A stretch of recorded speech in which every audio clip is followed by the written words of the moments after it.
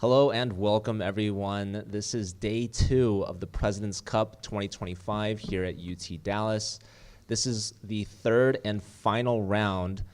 My name's Joe. I'm joined once again by the lovely Brian Escalante. And before we get started here, I want to give a quick shout out to the Chessable Research Awards. So check out this video.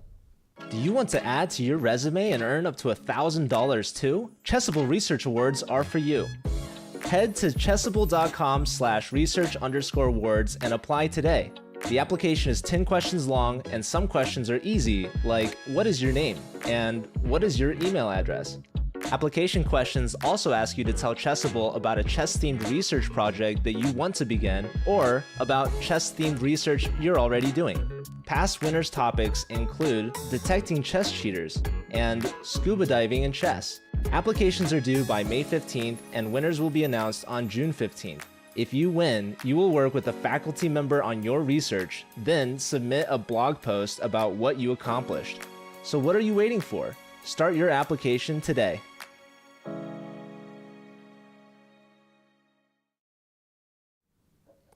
So that was the Chessable Research Awards. You can do !Chessable in the Collegiate Chess League Twitch chat to learn more. And now let's get into the action here. This is a very exciting day because it's the last round and it's going to determine who actually wins the President's Cup. So let's take a little recap and look at what happened yesterday in the standings. So here we see we've got Webster at the top as well as St. Louis University. They're both tied with 4.5 points each. They both were able to get a win against the Texas schools, and they both had a draw against UT Rio Grande Valley. So then we have UTRGV with 4 points. They had 2 draws in both of their matches. And then we have UT Dallas at the bottom, who lost both their matches, 1.5 points in both times. So they have 3 total points. So with that being said, Brian, let's take a look at the games here. What are your thoughts so far? Who do you think is the favorite to win? I don't think there's a favorite, honestly. I will say the matches are pretty even, and overall it's going to depend on who controls their nerves better, I will say. So I think that's going to play a key factor in this last round. Usually, actually, these kind of tournaments end up deciding in the last round. Like, you rarely see someone who dominated the whole tournament. And last year, if I'm not mistaken, I think it was also deciding the last round. They won 2.5 to 1.5. So I think we're going to have some exciting games today, Joe. So let's take a look at them. For sure. I definitely agree. This is going to be the most exciting round. And I think we really have to focus on the SLU versus Webster matchup because definitely. I think if either team wins that, they're going to win the whole event. No, definitely. So why don't we jump into the games? Let's first start with I would say the match that will define the tournament, right? Webster against SLU. Let's look at the first game. We have, with the white pieces, playing for SLU Grandmaster from the Netherlands, Robbie Kevich-Pili, who had an amazing day yesterday, right? He scored 12-2.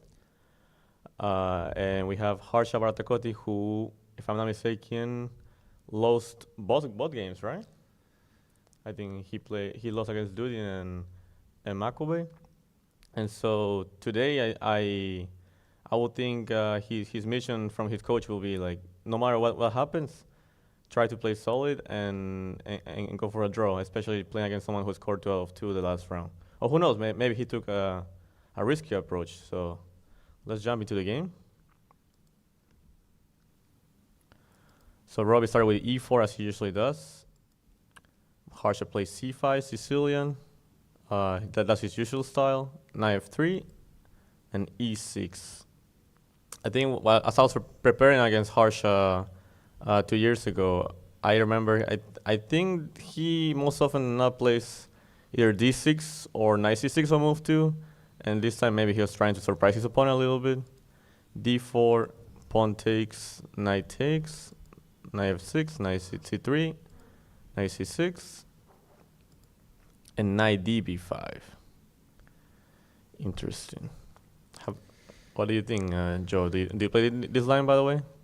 So I don't personally play this line, but I believe this should still be theory. I think white's trying to plant a knight on d6, so it's very common for black to play d6, preventing that. Right. So here usually what ends up happening is that black plays something like d6, and then we could even transpose to a pelican in this way after bishop f4, e5, bishop g5, a6, and we got a pelican, right? Shbetsnikov. But in this case, black played bishop c5, which I don't know if it's the main move here or if this exists, but I actually do play this line with black, but in a different move order. I start with knight c6, knight c3, bishop c5, which is, let's say, slightly dubious but playable. And then after knight b5, I'll play knight f6. And the main thing to remember here as a white player is not to play here knight e6, which might look pretty tempting, but in reality, of course, black wouldn't take that. Will make the whole idea of bishop c5 useless, as you would just lose a pair of bishops for no reason. But instead, after just king e7, black actually doesn't mind having the king in the center, as after, let's say, something like knight takes c8 or rook takes c8, we can see that black has already developed 1, 2, 3, 4 pieces, white only has one. And not only that, like eventually the factor of the king being in the center wouldn't be so terrible after, let's say, something like rook e8 and king f8, and black should be completely fine with no issues in the opening. And that's why Robbie is pretty well aware of that, so he plays the best move, bishop f4, just trying to control more the squares that have been weakened by the moves of the pawn c5 and e6. Castle, bishop c7, queen d6, and bishop d6. I remember analyzing this, and I'm not sure if Harsha has something special in mind here, because from what I remember, it was mainly a game where black will slightly suffer during the whole game, while white will constantly try to push. But who knows? Maybe they have something in mind where black equalizes, or at least black has pretty good chance for a draw. Maybe that was the strategy that the Webster coach had for Harsha in this game. So after bishop takes, queen d8, long castle, a6, knight e4. Yeah, I would say white has just a slight edge in the opening based on the weakened dark squares, right? And especially now that we have traded the dark square bishop, I think white should have just a comfortable position for the rest of the game. What do you think, Joe? Yeah, this definitely feels comfortable. I think Robbie is a favorite in this with the white pieces. Definitely. I think he's comfortable. I think he's a very confident player, especially considering that he's the only player that has a perfect 2 out of 2, and he's playing against someone that is 0 out of 2. So I liked your comment about Webster's coach, and we actually will have Grandmaster Liam Lee joining us on broadcast for an interview later today. So that'd be a great question to talk to him about, and I'm really curious if Harsha can bounce back, especially against a player that's so strong. Yeah, it will be pretty interesting to have the insights from a former World Rapid champion, right? And maybe he can tell us what was the strategy for this match. But yeah, so far, I do agree that Robbie is the favorite to win this game, especially based on momentum too. I think momentum is pretty often underestimated in chess. How you've been doing in the tournament can also affect how you play in the next rounds. And so it's not only about rating; it's also about how confident you feel in the rounds. So yeah, I think at least for now, I will say Robbie is pushing, and probably will try to keep doing it for the rest of the game. So why don't we jump to the next game, Joe? Yeah, let's check it out. Who's playing on board 2, Joe? Board 2 should be Butzerin from SLU, and we've got Lazaro Bruzon Batista from Webster. Correct. Last round with the white pieces. Last round, he won a comfortable game with the white pieces against Balaji from UTD. So today, I will think that his role in this match is with the white pieces to be the scorer, especially given his experience and knowledge of the game. So he started with d4. Most often than not, he's a really positional player. Knight f6, c4, e6, and knight f3. He avoids the Nimzo Indian. Then Basurin plays d5, knight c3. Lazaro prefers to play a more classical setup than going for the Catalan. Bishop b4, and we have what is known as the. This is known as the what is this known as, Joe? I was hoping you would know. You know what's funny? I always forget the name of this opening of this defense with the black pieces. I think it's called. It's not Rosal. No, it's not Rosalimo. Does anyone know in our audience what is this called? No, it's probably here in the game tab. Openings. Ragozin, that's the word. Yeah, I knew it started with that R. I just forgot about it, but yeah, it's Ragozin defense. Basically, I mean, here in general, black has many options. He can either play knight bd7. He can just play the normal queen's gambit decline with bishop e7. He can even play c5 and try to transpose to a semi-Tarrasch. But the Basurin decides to play the bishop b4, the Ragozin. Lazaro plays queen a4. Move to try to take advantage of the development with the bishop b4. Black is forced to play knight c6, which in general, black ideally would like to avoid putting his knight in front of his own pawn before moving the c pawn, but in this case, because of concrete reasons, he's not able to. White plays e3, short castle, and queen c2. And this is the current position. I think we're gonna have just a slow maneuvering game.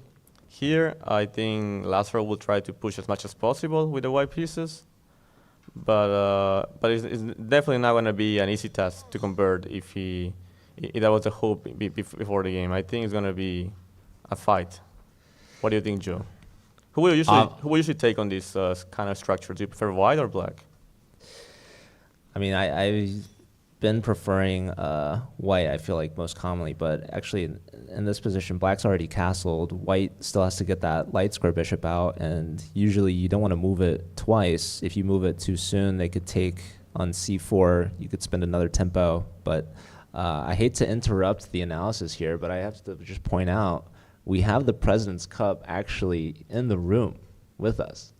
The Dallas coach, Julio, has brought it in. I wonder if we can maybe bring it up here and show the audience. Look at this, you guys. This is gonna be crazy. This is a huge trophy.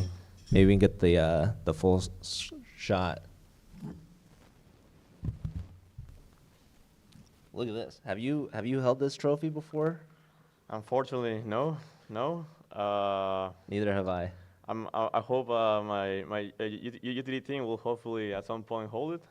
So yeah, it is a very nice trophy. So this is what's at stake here today. This is what's on the line. This is the 2025 President's Cup.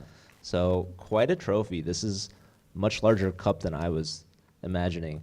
Not as big as the Stanley Cup, but almost as prestigious. No. I'm a big hockey fan, in case you guys didn't know. But thank you very much, Julio. I'll set this aside. And yeah, these players, I don't know if they've seen it yet either, but the winning team will come here for the award ceremony after the round. So yeah, a lot of these teams would love to hoist this cup at the end of today, but only one will deserve it. So we'll see who earns it. I'm expecting it to be one of these St. Louis schools because they are in the lead, but it's very possible that they could potentially draw each other and maybe one of the Texas schools can catch up to them. Yeah, so actually UTRGV is only half a point behind these two schools. And also we mentioned yesterday that mathematically speaking, UTD could still potentially win the Final Four if they were to win their four games in this round. So yeah, I mean, we will see who gets the trophy at the end of the day. Yeah, if SLU and Webster draw 2-2, then UT Dallas doesn't even need a 4-0 sweep. They could get 3.5. I guess it would be a three-way tie. Correct. In that scenario. And we could have another three-way tie if UTRGV wins their match 2.5 to 1.5, and the two St. Louis schools also draw 2-2. So I wouldn't know what happens in that three-way tie scenario, and we have two of those potentially. but it's very likely that one of these St. Louis schools will win, and we'll have to see. Also, maybe maybe UTRGV doesn't beat Dallas, and then I don't know what happens if SLU and Webster draw, because that's a two-way tie. We can probably get that information after the break. I know I'm looking at Alexi. Okay. So essentially, we've highlighted two three-way ties, and then there's a two-way tie between SLU and Webster, possibly. But we'll see. We'll see what ends up happening.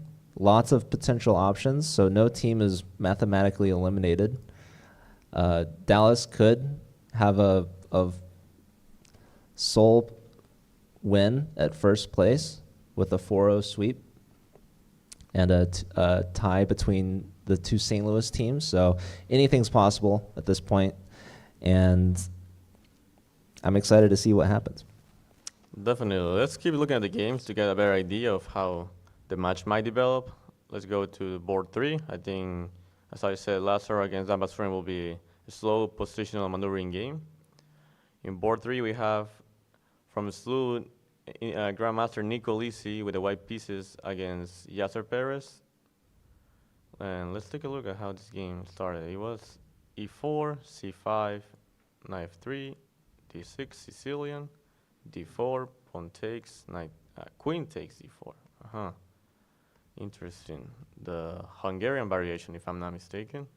Knight f6 and bishop g5. Yeah, this is clearly preparation by the Georgian Grandmaster, as this is not a typical move order. I mean, there's probably ways for black to equalize here comfortably, but that's what Nicolis is playing for the human factor and trying to make Yasser feel uncomfortable from move 4, right? So let's see, knight c6, bishop b5, bishop d7, and queen d3. And then usually what ends up happening is that the white tries to complete the building with knight c3, maybe long castle, and somehow argue that the king is better placed on the queen side than on the king side. It's a more risky and sharp approach, I would say, and more ambitious. e6, knight c3. And now also something I want to point out with the idea of having the bishop on g5 is that whenever black plays bishop e7, sometimes, not always, but sometimes we can take on f6, and then if black takes with the bishop, this pawn on a6 will be weak. Of course, this is not always such a big deal. If let's say, just to give you an example, let's say bishop e7, long castle, bishop takes. I cannot move. Okay, 1 second. Boom. And now bishop takes, queen takes, bishop takes c3. Let's say pawn takes. If white wins the d6 pawn, but then he needs to break his structure in this way, maybe it wouldn't be that terrible for black. Let's put it this way. But it's always something that he needs to keep in mind. And also, this will be even more. It will be even stronger if, let's say, I castle king side and then I take on d6, as I wouldn't mind having my structure broken on c3 if my king is on g1, right? But yeah, I mean, I will say in general, like, he's posing problems. The game continue. e6, knight c3, and Yasser went for queen a5. Maybe also sometimes hinting at long castle, sometimes. Also maybe wants to bring the rook to d6 first before playing bishop e7. Nicolisi continue with no move yet. He's still thinking. This, I mean, this gives me a clear sign that they're both now out of book. And I'll say it's gonna be a pretty fighting game too. I think this is gonna be a critical game. I don't think this game will end in a draw, if you ask me. What do you think, Joe? Who will you take here usually? Do you prefer the black side, the white side? I definitely like white. You know, you've got the knights on the classical developed squares. You've got the bishops both out, pressure on black's knights. You've got the white king with the luxury of choice, castling long or short. So lots of flexibility. I love this is kind of a textbook sort of opening position that you Right. would teach to get your students to get to a fully developed position. Black still has to develop the bishop, probably with castle short. Um, Not sure if I would want a castle long without a c pawn, but black also has some flexibility here, so still very early on in the game.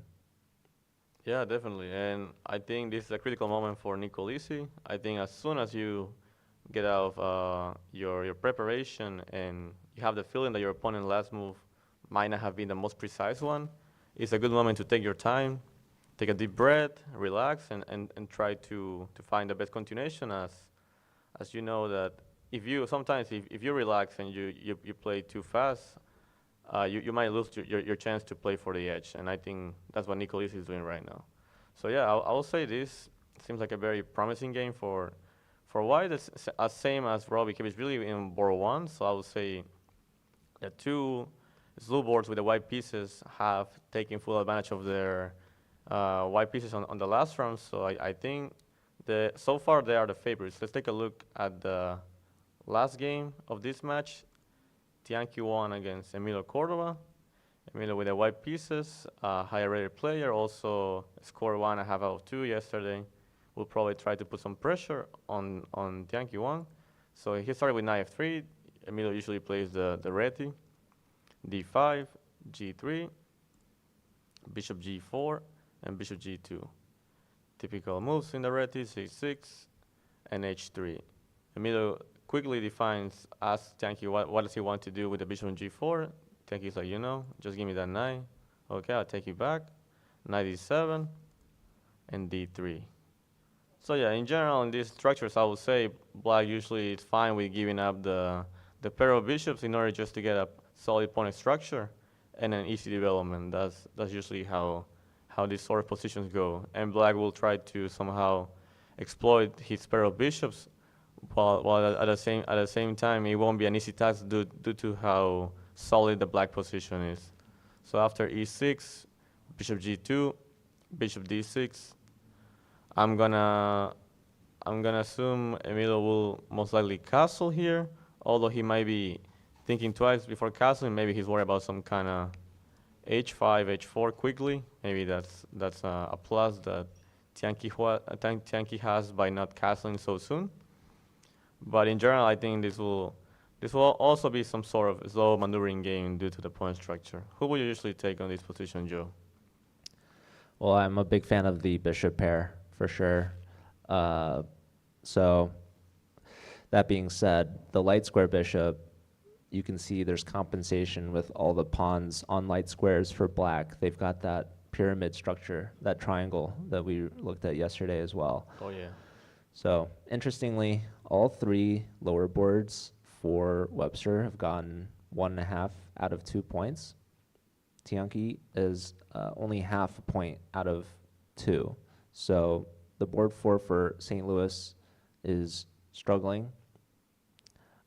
Similarly, Harsha, top board from Webster, is also struggling with 0 points. So it's interesting to see how these teams line up. I think that maybe Emilio could be the favorite, especially considering Grandmaster versus International Master. Emilio has the white pieces against the black pieces. And I also know Tianqi ended his game the earliest in the previous round. And we were talking to his coach, Varakobian, yesterday, who definitely talked to him about his position, his game. And so I'm really curious to see if Tianqi can make any adjustments here against Emilio, because Emilio is a very strong player, as we know, because he's from Peru. Facts. So I think Emilio might be the favorite. What do you think? I think Emilio is definitely the favorite in this game, but overall, I would say that Slu is the favorite in this match based on how the games have developed so far. I think the two white boards that Slu has are going to put a lot of pressure on Webster, and then I didn't really see Lazaro getting as much edge as the players from Slu did with the white pieces. So I think so far Slu is definitely the favorite to win this match, but we will see. as we saw yesterday, anything can happen. I think nerves play a big role in these kind of matches.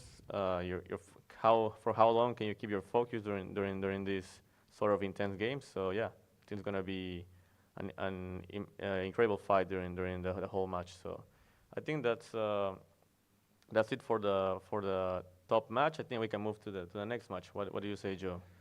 Yeah, so today we've got the St. Louis schools playing against each other, and we have the Texas teams against each other. We've got UT Rio Grande Valley against UT Dallas, the hometown team. So let's check out board one here. We've got Gleb Duden versus Ivan Skitko. And I think Gleb's also, he's been on that top board on the live feed. So we see him and Ivan going at it currently on the camera. So let's take a look at how this game started.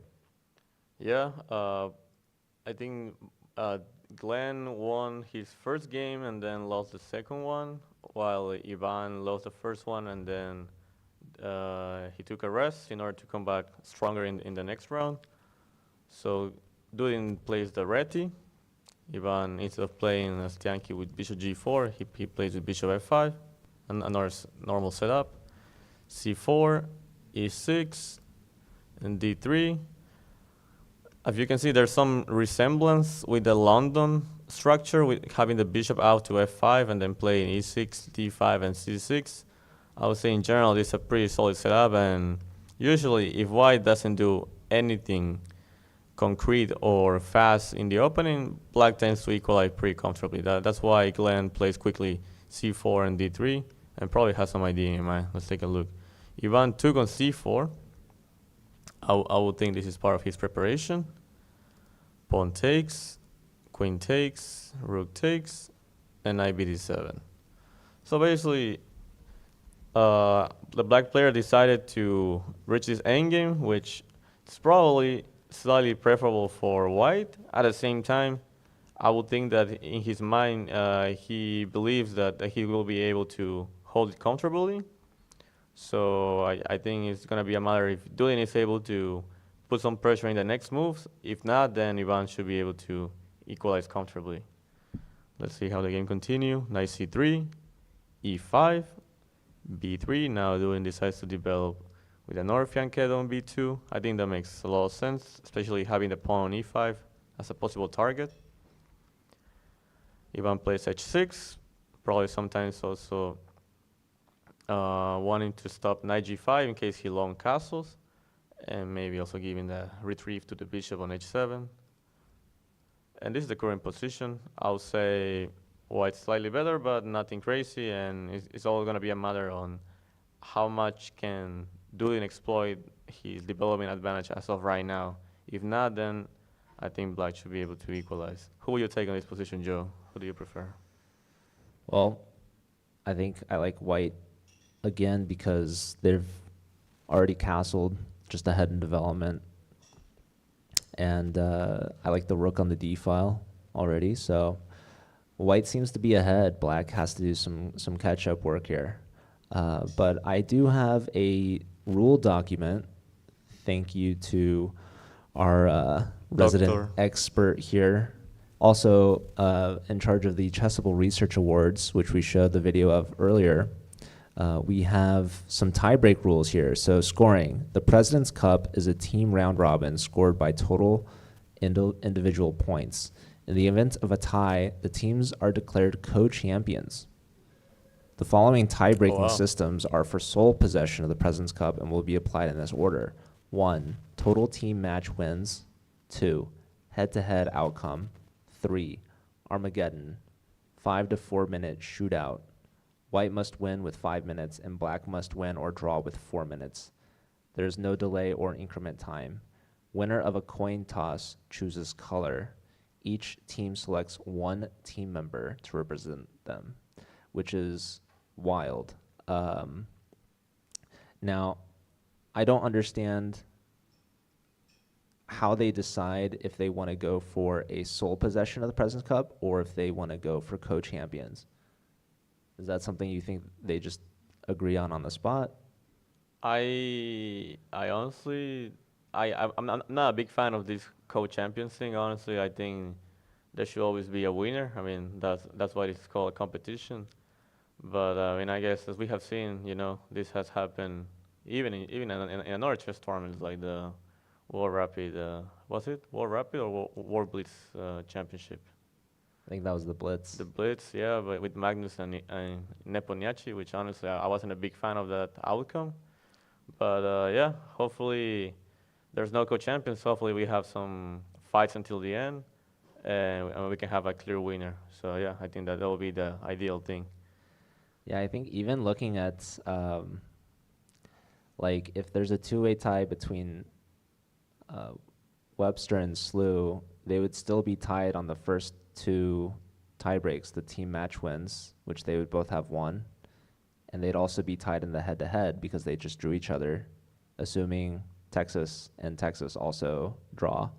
Um, that would leave them with the Armageddon choice or the co-champion choice, which we would all want to see Armageddon. I think if you're Slew, I think you got to go with Robbie as the team representative. And if you're Webster, agree. who would you go with?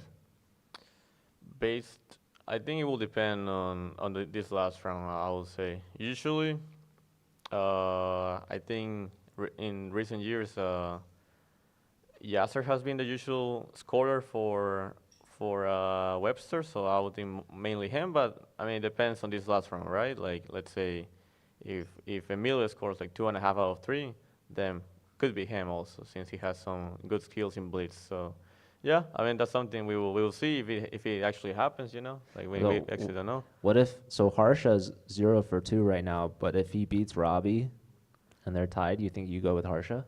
No, no, no, No? not really. I think I mean I haven't seen him play in blitz, but I'm aware of the other two, Yasser and Emilio, being better at blitzing, I think, and also they have a better uh, performance in this event. So I will go for either of them, in my opinion. But yeah, I think it's time to move to board two. What do you say, Joe?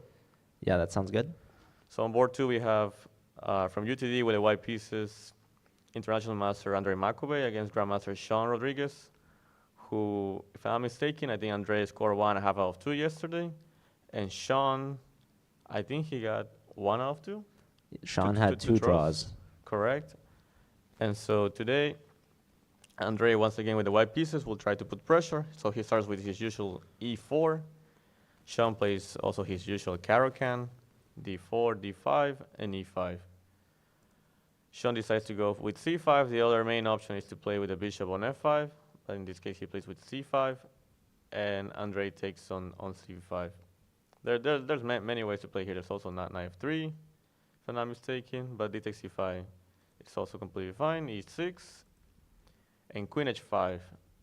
I'm not an expert on this line, but I would think that this is an, let's say, not the main move, and a no move that Andre played with the idea of surprising Sean. Let me take a look at the clocks. I don't think I have the clocks time here, but I would think this is a big surprise for Sean, especially considering the fact that Andre is 20 minutes up on the clock, and that's gonna play a huge role.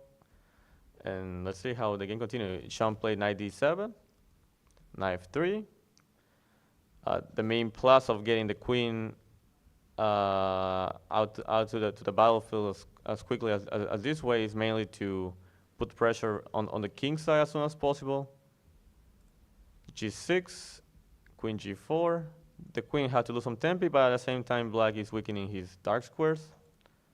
And now Sean is thinking. I think he understands that it's a critical moment for him. He might end up in a pretty bad position out of the opening if he's not careful.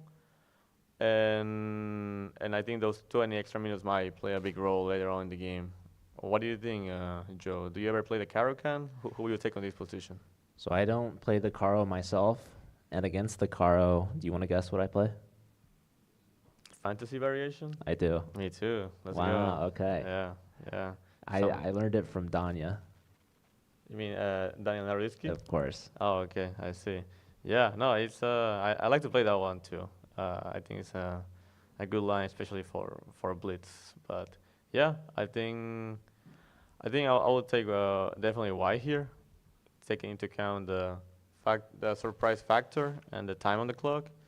But once again, I think Sean is a fighter. I think that's his main characteristic, the fact that he's able to complicate as much as possible, even when a situation seems hopeless. So I think we will have a big fight here. Let's go to the next game. Joe, who's playing on board 3? Board 3, we've got Jose Cardoso, who's actually the point leader for UTRGV, and we've got Gustav Chatterjee. So Kusto, this is actually his first game in the tournament, and now he has the black piece against Cardoso. His main goal, I think, will be to neutralize the scorer from UTRGV. So the game started with d4. Usually Cardoso plays d4, knight f6, c4, e6, and knight f3. Cardoso doesn't want to go for the Nimzo Indian, which Gustav plays pretty often if he gets a chance against knight c3. He plays d5, knight c3, and Gustav also goes for the Rogozin. But Cardoso decided not to play queen a4. Instead, he went for c takes d5, defining the situation in the center as soon as possible. Pawn takes, and bishop f4. I will say this is a more common approach, just trying to develop his pieces, get his bishop out of the pawn chain, then playing e3, and just gain a game, basically. Knight e4, a pretty concrete move. Rook c1, knight c6, interesting, and knight d2. I'm gonna guess that Cardoso has all of this prepared, I would think, based on how quickly he's playing, and also how, let's say, unnatural these moves look from a human's point of view. And I think that's mainly what he wanted to achieve in this game, since UTRGV, basically, in order to get some chances to win this event, they need to win by 3-0, by 3-1, or 3.5 to a half at least, I would think. So I think this is the good way to do it. I think this was a right approach for the opening. Costa played g5. I would think it's still in theory. Bishop e3 and f5 now, which the computer claims to be a mistake. Visually speaking, I mean, there's no clear way to take advantage of the fact that you're pushing the pawns in front of the king as of right now. But maybe later on that might play a big role in the game. What do you think, Joe? Are you a fan of pushing your pawns in front of your king? Because I am, actually. I definitely like the aggression. I like the attack.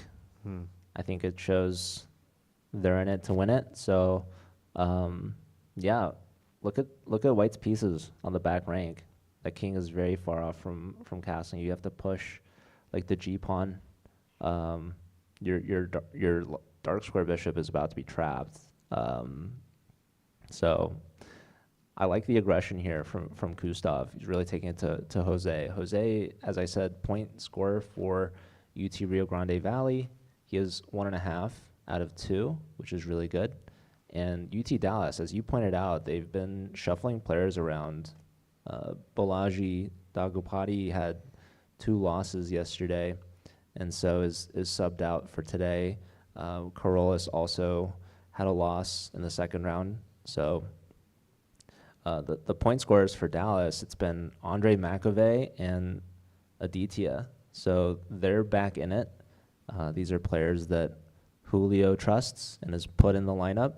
And so I'm really excited to see if Dallas can really try to get as many points as possible. Like you said, they have to get at least 3.5 to have any chance to win the cup.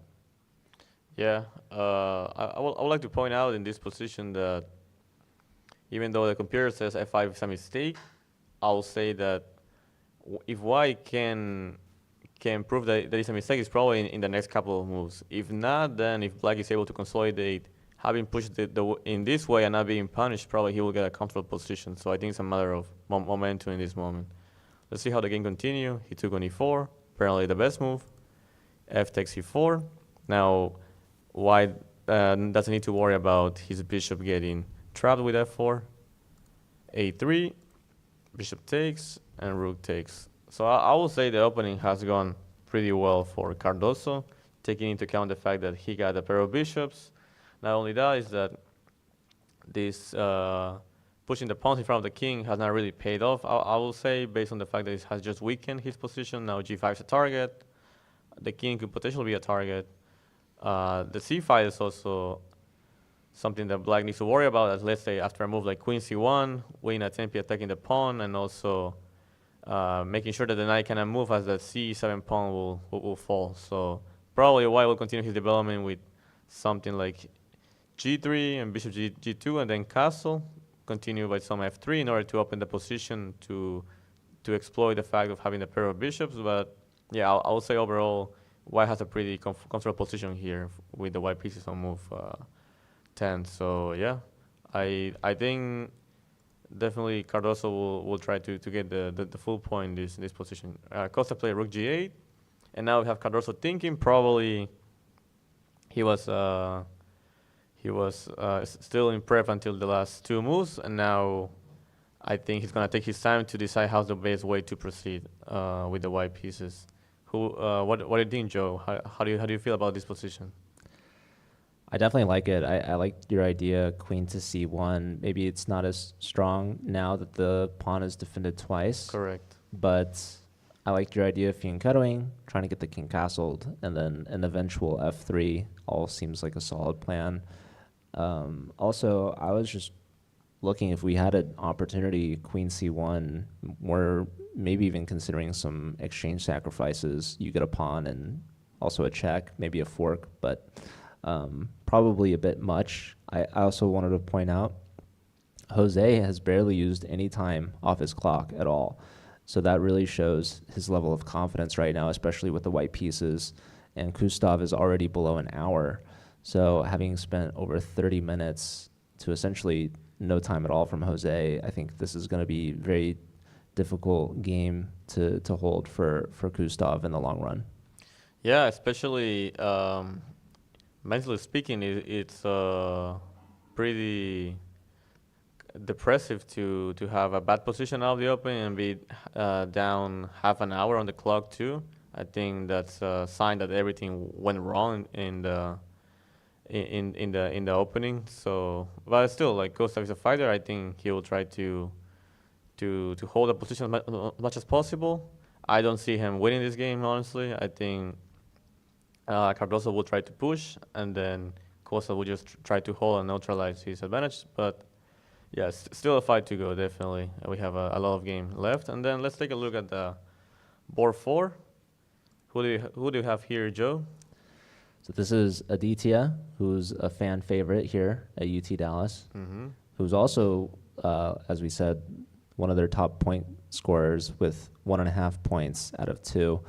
And Jacob Fuss coming in for board 4 of UT RGV. He lost in the first round. He got subbed out, and now he's subbed back in.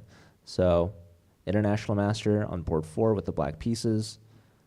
Also looks like a slight time edge for white. What are your thoughts so far on how this game started? Let's take a look at the initial moves, actually. So Aditya plays his usual e4. Usually tries to get the initiative as soon as possible. Another Caro-Can, e4, c6, d4, d5. So we have 2 Caro-Cans on this match on boards 2 and 4. Aditya also goes for e5, but Jacob deviates and plays bishop f5. He doesn't play c5, as Sean did. Knight f3, the most common move, e6, and bishop e2. Aditya just plays the classical approach, and usually what white tries to do here is just claim that he has a little bit more of a space advantage, while black will try to say, you know, I got an improved version of the French by having my bishop out of the pawn chain, you know. So that's why he plays c5 now. As we can see, this is compared to a French, this is a supposedly improved version. At the same time, the bishop can also be a target, let's say, to be captured by either knight h4 at some point when the queen moves, or also getting the knight to either g3 or e3. So c5, short castle, knight c6, c3. As I was saying, this typical pawn structure that we have in the French, only difference with the bishop out. Bishop g6, Bishop e3, white just completes his development. C takes d, and c takes d. I'm not a big fan of taking on d4 that quickly. I'm not familiar with the theory completely, but in general, the reason why I don't like taking on d4 right away is because it gives white the extra option of playing knight c3, which I think is a good square for the knight in general. So, but this all might be theory. So they can continue knight g7.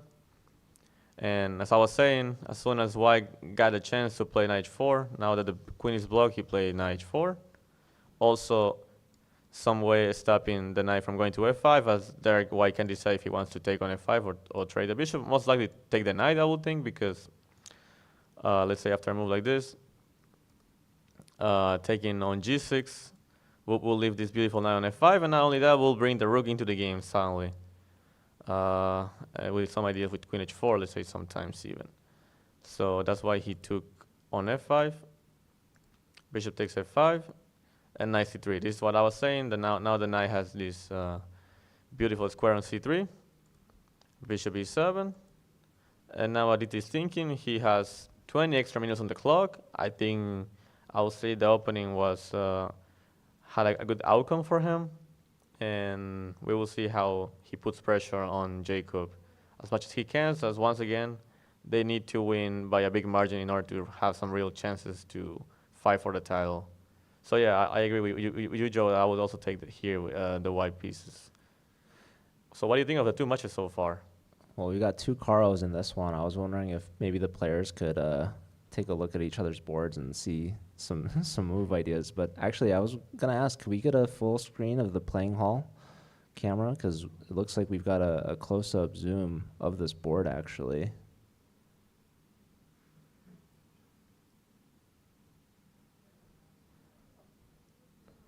Actually, all right, the camera's been moved back to the St. Louis matchup. Looks like we're just getting some a pan shot. We're going board to board, so it's a good look.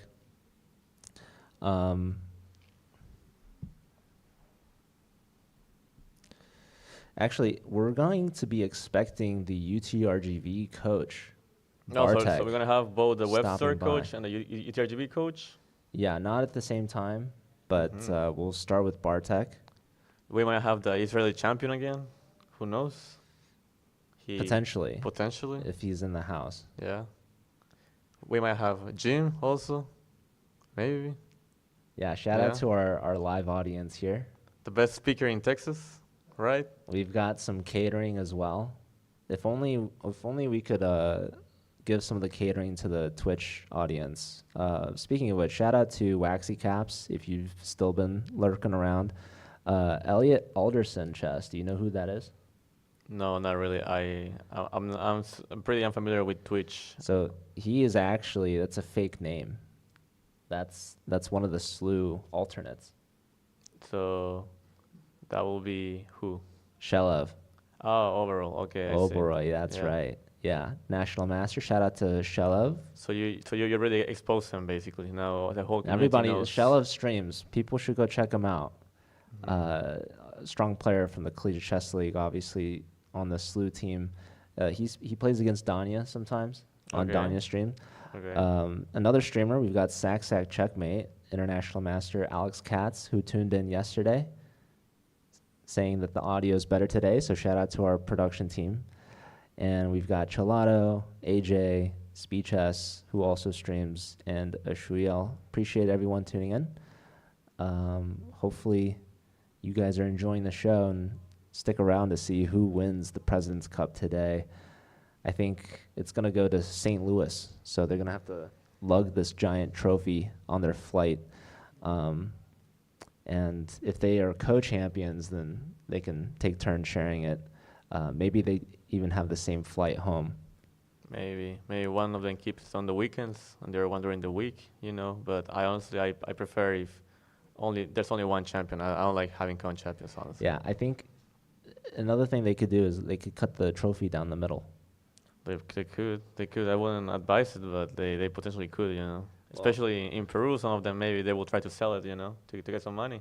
But yeah, in the U.S., people don't do that, I think if they're tied just between the two of them, we will likely see an Armageddon, is my guess. But if there's a three-way tie, I have no idea how they could do an Armageddon. I think what happens in that case is that they just do a round robin between the players, right? I mean, they play each other. But honestly, I don't think we will get to that point. Most likely, we will have a champion after this round ends, I would think. All right, well, let's hope so. But in the meantime, we have the head coach from UT Rio Grande Valley, Bartek, has arrived. Welcome in.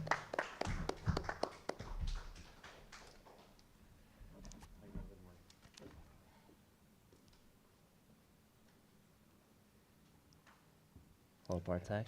Good to see you again. Good to see you. All right. So, Bartek, we've known each other for quite some time. How long have you been the head coach of UT Rio Grande Valley? Since 2012. Okay, and how long have you been in Texas? Is it the same time? The same time. Yes, the Okay. same. And how far is UT Rio Grande Valley from here in Dallas? About 1 hour, 10 minutes flying. Okay. So are you glad that it was here in Texas as opposed to St. Louis? Oh yes, I'm glad.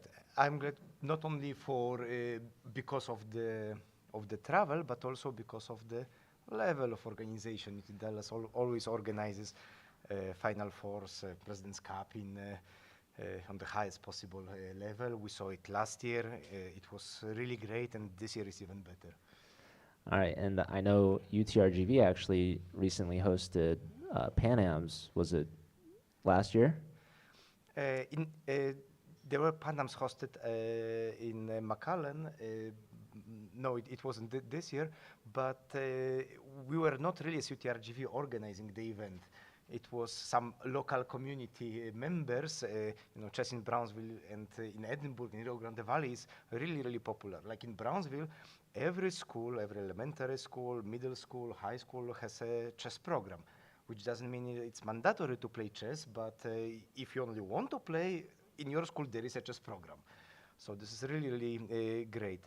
And those scholastic tournaments that are organized in Rio Grande Valley, in Brownsville, they are really massive. There are so many participants. Before COVID, I calculated, like 1 year, what's the average number of participants playing in those local tournaments. They are even not championships, just tournaments that take place every second, every third week, and they are organized by the district of school district of Brownsville.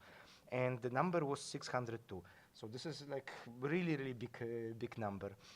Because of that popularity of chess scholastic chess in Brownsville, and because of the success of UTRGV collegiate team, Brownsville was named the Chess City of the Year by the US Chess Federation some time ago.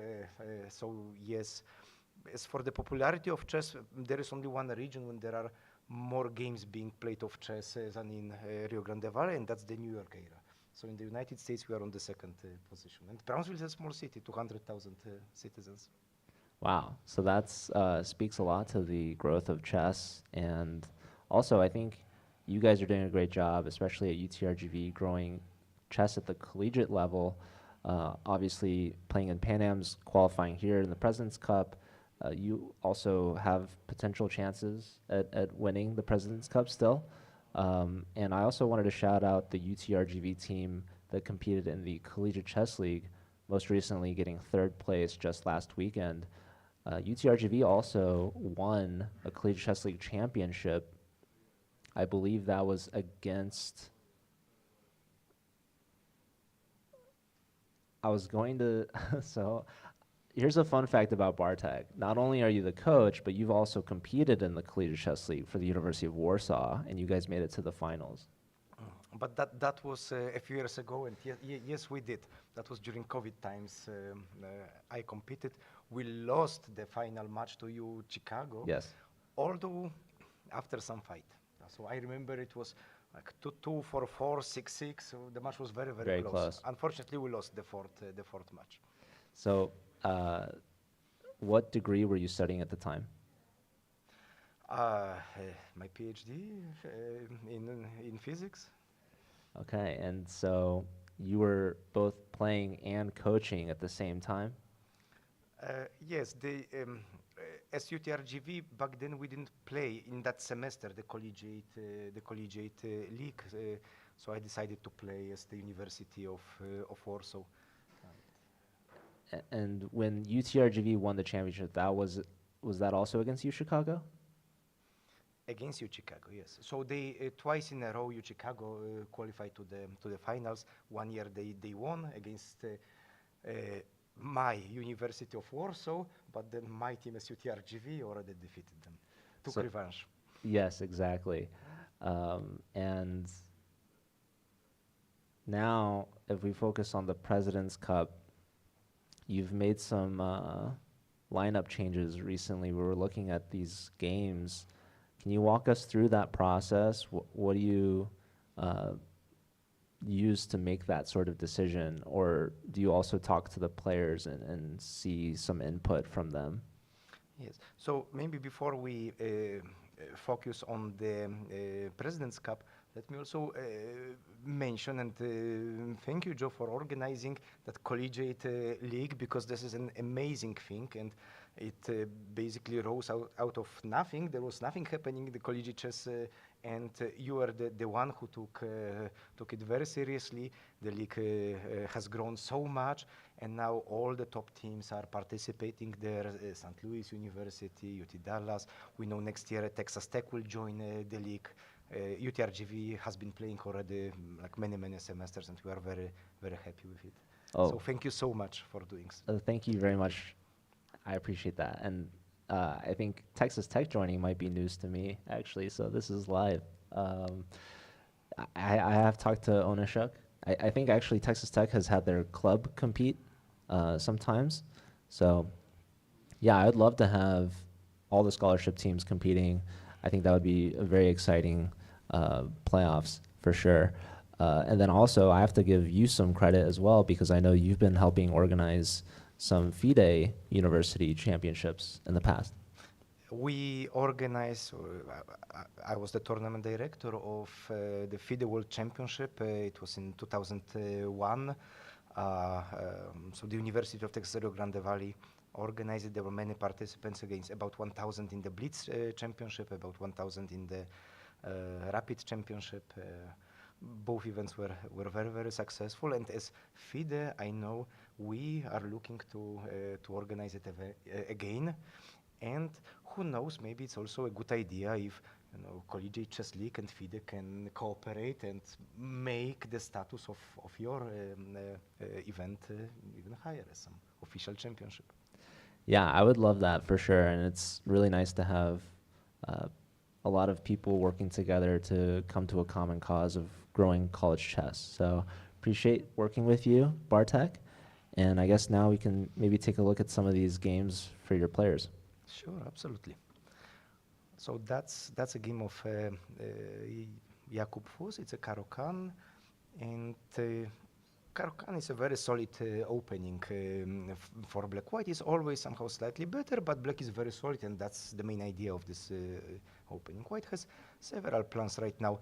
You can try to play some Rook C1. You can also try to play G4 F4, which looks scary for Black. Actually, it's not that great. So Black can play f5 or f6, both moves are possible. f5 typically leads to some closed position if White plays g5 at one point. f6 allows f5, so this looks even more scary. The thing is, it's nothing really, nothing bad for Black. Black plays bishop f7. The bishops hold the entire position. So this is not scary. So I would say objectively maybe White is slightly better, but overall Black doesn't have a reason to be worried about the position. Okay, and this is obviously your board 4. Board 4. We can go to board 3 to see. So this game is developing very well for my student, Jose Cardoso. He's a freshman at UTRGV. So we saw a very popular opening. Bishop f4 is not really a typical move in those situations. Bishop g5 is the main move, but it looked like UT Dallas player Gustav Chatterjee, he didn't know exactly how to respond. Knight e4 is considered a good move. Rook c1, knight c6 also it's considered a good move. Knight d2, g5, that's also how they play. But f5 probably is not the best reaction, and we could see it very clearly in the later stage of the game. So knight c3, bc3, bishop d6, probably that's how black typically responds to that. f5, it looks good, kind of you want to play f4, so looks great. The thing is after knight e4 and d takes e4, f takes e4, f takes e4 happened in the game after d4, white wants to play d5. And you can try to counter with f4, but white will play bishop d4. And then after knight d4, queen d4, the rook and the bishop are hanging, so black has to take on c3, probably castle. But this position looks better for white. Black king is very weak, white can play bishop c4, the pawn on c7 is weak, so the position should be better for white. That's why this f5 is probably not a good response. F takes e4 happened in the game, but now black is not threatening to play f4 any longer, so white is safe, and after a3 you don't have a good even square for this bishop. If you, for instance, come back to d6, the pawn on d5 is hanging. If you go to e7, I think this queen b3 looks very well. Like, how are you gonna defend d5? You cannot develop bishop to e6 because b7 is hanging. You don't really want to come back to f8 with the bishop. If you go to a5, at one point white will play b4, this bishop on b6 will be out of play. So black decided to take on c3. Maybe I would have still played bishop a5, but already the position of white is better. So what white wants to do is to play some queen d2, probably provoke h6, then play h4 or g3 and h4, and white will be better. Yeah, that's a very promising position for Jose, and Jose's been getting a lot of points for UTRGV, and you mentioned he's only just a freshman. So are you very proud of his performance so far? And he's got a very promising position here as well. Oh yes, yes. I'm very proud of recruiting him. The fact that he agreed to join our university. We met each other at the World Championship in India. Last year I took my students there, my UTRGV students, and one of them, Gleb Dudin, our leader, was the one who lost the game to Jose. And I said, aha, okay, so let me recruit Jose then. And Jose agreed. We talked for a while, and eventually he arrived in Brownsville in January this year. So maybe you can give us a little bit more insight on the recruitment process. So obviously, having met the players in person, you see their performance is also very good. How do you convince a player that UTRGV is the right place for them? You see, some students contact me because they know already about the existence of our program. Sometimes my students are the ones that contact some new generation of students, their colleagues, their younger colleagues, saying, look, we had such a great experience at UTRGV. We highly recommend you to contact Coach Bartek, and maybe there will be a spot for you. And that's how the conversation starts. And sometimes I am the first one who initiates the contact, like in the case of Jose. And very often it happens because I travel with students for tournaments. Recently, I've been to Romania for the European Individual Championship. I had some conversations there. Last year, I went to India. 2 years ago, I came with my students to Mexico for the World Championship Under 20.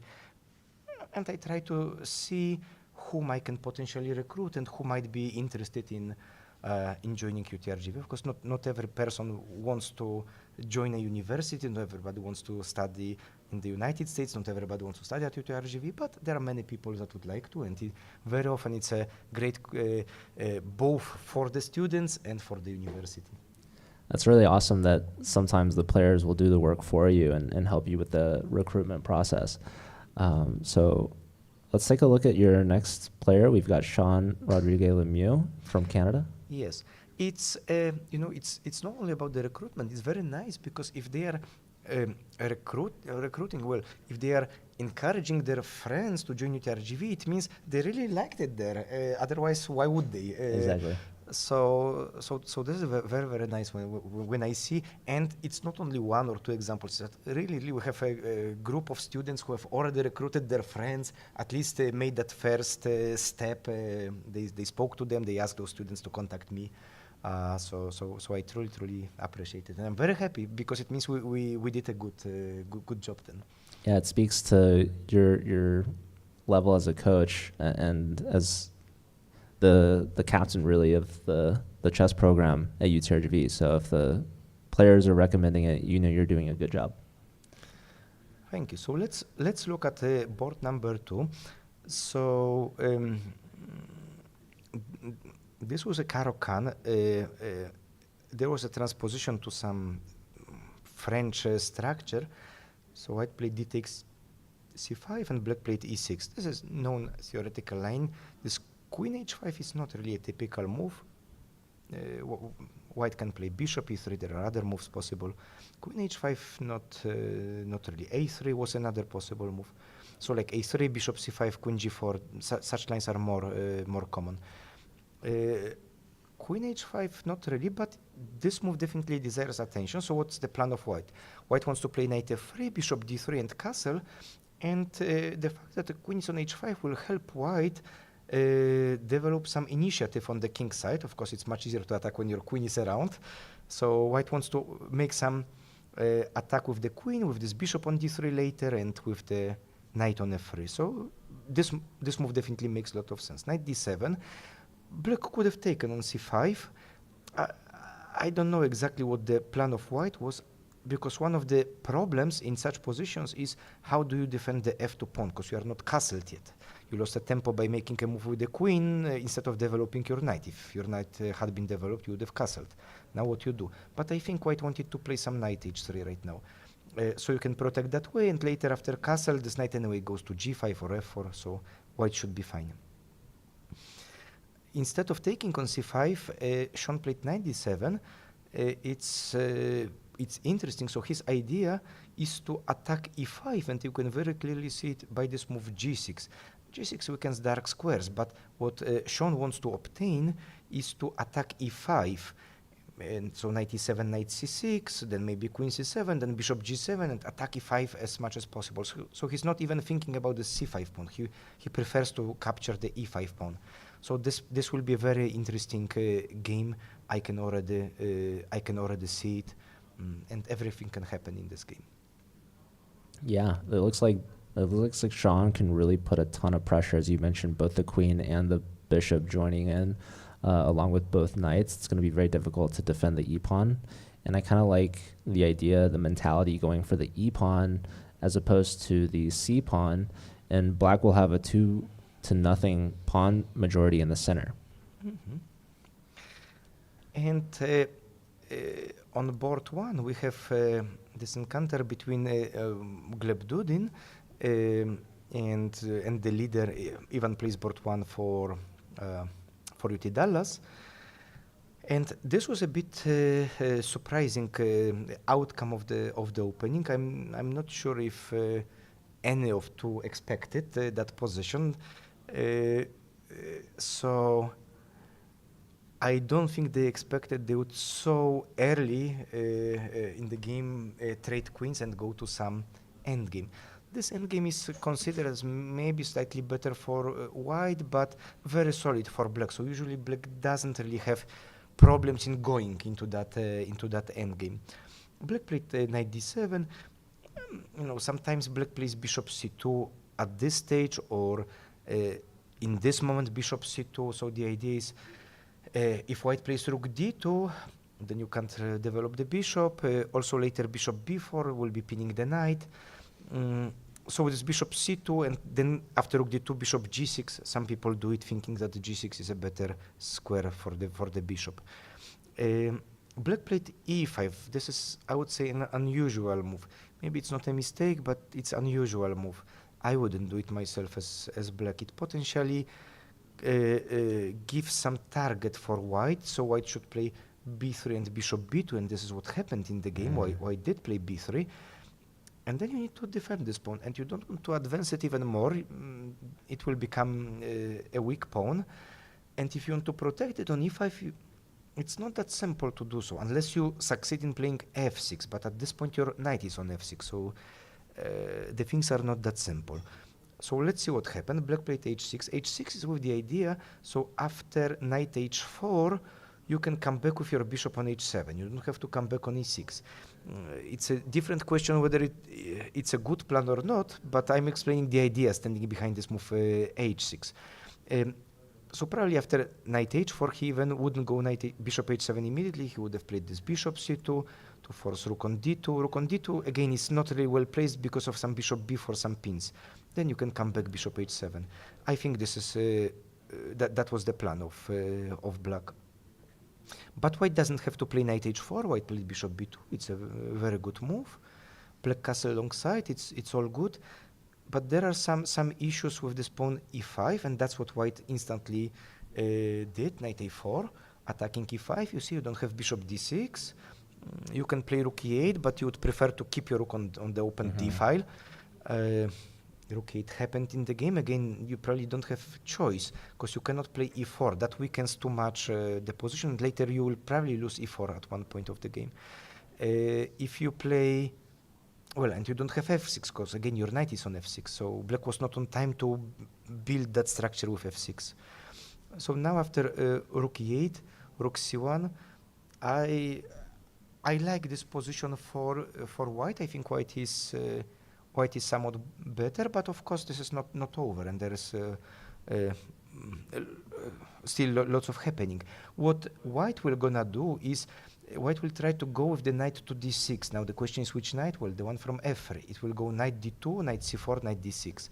Another plan can be a3, bishop a5, b4, and then knight going to d6, or maybe a3, b4, and somehow trying to break with b5, try to open the position on the queen side, because black has a king there. So potentially I can see it as some position with chances for white to win that game. But of course, this is not a winning position for white. It's still lots of fight, but it is better for white. So Gleb Duden yesterday had a really tough game against Robbie in round 2. Ended up losing that with the white pieces. What advice did you give to Gleb after that game and going into this third round? Could we see that game? Yeah, you can scroll down maybe. Around, yeah, keep going down. Yeah, right there. Okay, so let's talk about it. Let's see this game. Yeah. Just this one, okay.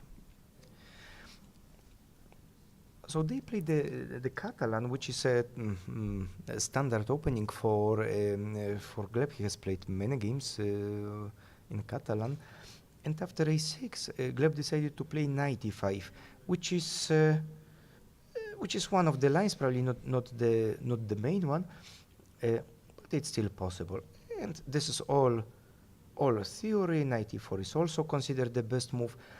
The thing is, black can protect the pawn, so now white is a pawn down. White has some compensation. a3, I don't think it was a good move. It's probably better for white, smarter to play b3 immediately, because what Gleb did was he played a3 and then b3. I think playing b3 and recapturing with the pawn, not the queen, it's a bit surprising, but this looks stronger. Then the idea is to play knight d3. When this bishop comes back, maybe play bishop a3, trade the bishop, then you will get c5, good squares for the knight, and then indeed white has some compensation for that pawn. Gleb decided to play a3 and then b3, and I don't think there was enough compensation. So Gleb decided to be like very ambitious. He sacrificed a pawn for a compensation, but probably the way he did it wasn't very precise. So I don't think white has enough compensation right now. Let me mention that in last year and 2 years ago, Gleb played extremely well the President's Cup. So he scored 2.5 out of 3 in both of them. So probably, and that's why, especially after winning the first game on Saturday morning, he was in that mood. Well, let me win again and again. Maybe it was a little bit too ambitious. There was one more key moment which I wanted to show in that game. So Black got advantage, and we can quickly scroll down how the game continued. So Black is basically a pawn up in this moment. Black is better. Let's see. Now Black gave the pawn back, but Black has a very strong before pawn. If you make a move, he want to play b3. If you make a move with the rook, then the a5 pawn is hanging. Gleb played queen g4, trying to take on h6, king h8. Now maybe d5 was an interesting move. So if you play queen d5, then I can take on b4. Probably what Gleb didn't like was some b3 move, I would say. But then you can play some d6. It would lead to some complications. So probably that was a moment when he could have tried this d5. He played queen d7 instead. And rook b1, that was a mistake. He unnecessarily lost this pawn. He probably wanted to take c6. That's what happened in the game. The thing is, you see right now Black has two passed pawns. Yeah. White also has two passed pawns, but you cannot get with your d4 pawn to d6. If you could, yes, you would be better, but it's not what's gonna happen. And now what happened, yes, this king g8, bishop h6. Now White was fine, but that was the key moment of the game. His clock wasn't as fine. His clock wasn't fine. Yeah. Yes, that was the problem. We can see very clearly he had 33 seconds only, and if the position is so complicated, you need more time. And here he missed. He had a very nice idea, which was to take on g7, and I'm sure he was calculating it. It's just right now, like, how do you continue? Probably some queen h5, but those moves don't work. But White has a beautiful move, rook f6. And you cannot take it, because then after I recapture, Discovery. the queen on a5, the queen on a5 is hanging, is unprotected. So you cannot take it, which basically means that the next move I will give you check on, you need to protect somehow the pawn on f7, and I have perpetual check. So rook f6 would save the game. He didn't find it, as you mentioned, because of the time pressure. And then he took a different decision to come back with the bishop. So it's equal. Both sides have 4 points. The thing is, Black has two passers, and that what decides. That's how he lost. So it was an unnecessary defeat, and yes.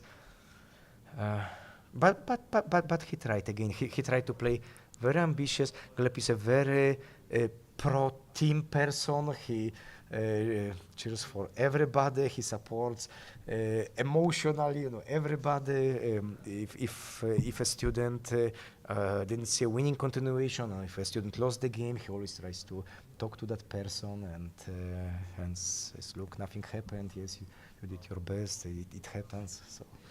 Yeah, it was definitely a very close game, despite the time disadvantage. Unfortunately, he was just unable to find the double sec continuation, sacrificing both the bishop and the exchange with rook f6 would have been an absolute brilliant find in a time scramble. But Robbie, obviously, very strong player himself, winning the Collegiate Chess League Championship just last weekend, also taking down UTRGV in the semifinals in a very close match. And he's the only player here that's 2-0 right now.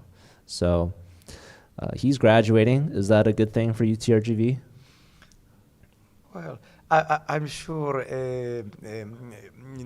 other colleges will get some replacements, some other students. But yes, Robbie is definitely a very, very strong player. So, and let us remind everyone that famous game at the Collegiate Chess League, which Gleb actually played against Robbie. So what happened was they ended up in an endgame, which was rook versus rook and a bishop. And they kept playing, and Gleb was defending very well up to a certain point. Then his defense collapsed. He was already about to get checkmated. and it was already checkmate in one move. It's not only like losing a rook, it's just literally checkmate in one move, no matter what you play. So Gleb didn't know what to do. He played just the last move of the game, and it turned out it was the 50 move, so it was a draw by that rule, 50 moves. Yeah, that was absolutely incredible. We watched that live on broadcast. So have you been tuning in, watching the Collegiate Chess League broadcast when UTRGV is playing? Oh yes, I always watch. Yes. I watch all the games, all the matches. Yes. Yeah, we'll have to watch some more UTRGV matches in the future. I know you guys also do your own events here in Texas. There was a Texas State Championship recently. There was the Texas Southwest Championship. Yes, UTRGV won that event. We organize twice a year our state championship over the board. One is the Southwest Championship. One is just the state championship. We call them the Texas Collegiate Super Finals. We also organize one rapid event, rapid online event for everybody. So we have about 100 participants playing there in that event. That's really speaking to the size of Texas. Really, everything's bigger in Texas, they say. So lots of universities here, lots of talent here for sure. So it's really cool that you guys are able to host your own events, and it's pretty competitive. I know Dallas is probably up there, and Texas Tech obviously is another strong team here. Yes, they are very, very strong, and it's actually very good for all of us, all three of us, that we have each other. So we can compete against each other, and sometimes we win, sometimes they win, and it's great. You know, it would be really terrible if every time the same team would win. Like nobody would be interested in those competitions. But now, because sometimes we win, sometimes Texas Tech wins, sometimes UT Dallas wins, it's all it changes, and there is some drama at every competition. It gets it. All our competitions are very, very exciting, very, very interesting. So do you have any players that are graduating soon? Is this the last tournament for some of your players? Not the ones that are playing at the President's Cup. I did have students that graduated in December, so they were still allowed to play, eligible to play at the Pan American Championship, but already not at the President's Cup. So that weakened my team significantly, and particularly we lost our captain, Viktor Gazik, who now decided to, he graduated from UTRGV, but now he's doing masters at St. Louis University. So that was a big defeat. With Viktor, definitely would have pretty good chances of winning the President's Cup. Without him, it's way more difficult. Well, Victor also can't play for St. Louis because he didn't play at the Pan Ams. Yes, he will probably play for St. Louis next year, and those will be tough matches. Does it help that you kind of know his prep a little bit, that you've influenced him? Do your players have a lot of experience playing against him? No, it probably works both ways.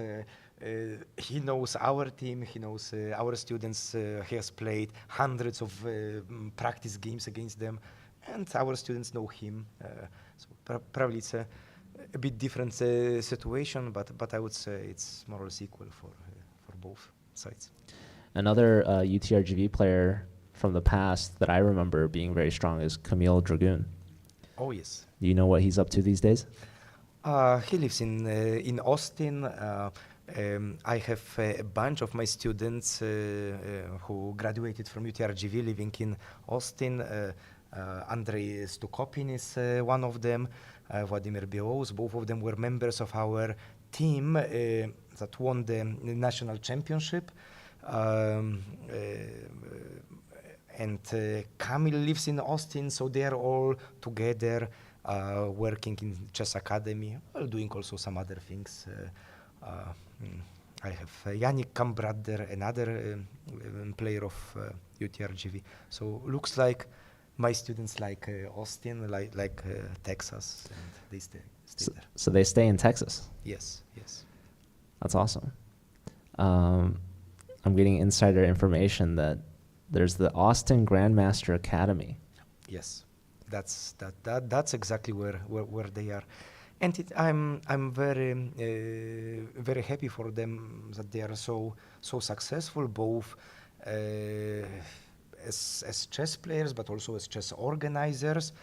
And also they work, they have regular jobs, they do other things. That was really a great team with Kamil, with Vladimir Belarus, and with Andrei Stukopin. UTRGV. So since 2018, UTRGV has been the most successful team in the United States. We've won 3 times the President's Cup, and none of the other teams has won it even twice. So in this case, yes, we are number one, thanks to those guys. That's awesome. So you guys have a standard of excellency at UTRGV. All right, well. We do our best, and we also have great support coming from the leadership of our university. As I had already mentioned, chess is really big in Brownsville in general, in the Rio Grande Valley, but also we get big support coming from the president of the university, and like lots of people are very much supporting the chess team at all kinds of aspects. Within the division, we have lots of support. Professor supports the chess team. Like there's a really big, so chess is like a big thing in Brownsville. That's awesome. And I wanted to ask, you have an alternate potentially that we could interview, maybe Iken Oznir? Yes, Ekin is already there, and he's already waiting. I just saw him walk in, and Yes. Iken actually, I think he's one of the most underrated players in the Collegiate Chess League. What's it like to have a player like Iken as your board four? Oh, he's our joker. You know, if we don't, if I don't have. If our matches are equal, then yes, board 4 decides, and that's Ekin. That's his job, and he's always doing really well at the Collegiate Chess League. And you've noticed that already. I also heard you mentioning Ekin a few times, and you said that Ekin was your favorite board 4 player out of all of them. And this is true. Ekin is really great. First of all, he plays very fast. He sees a lot, so he plays very well rapid chess, and he's very good in online chess as well. So it's a great combination. Yeah, so maybe if he's ready, if you want to sub him in. Joe, All right. Thank it you, was my Bartek. pleasure. Of course. And thank you for doing everything Yes. for this collegiate family.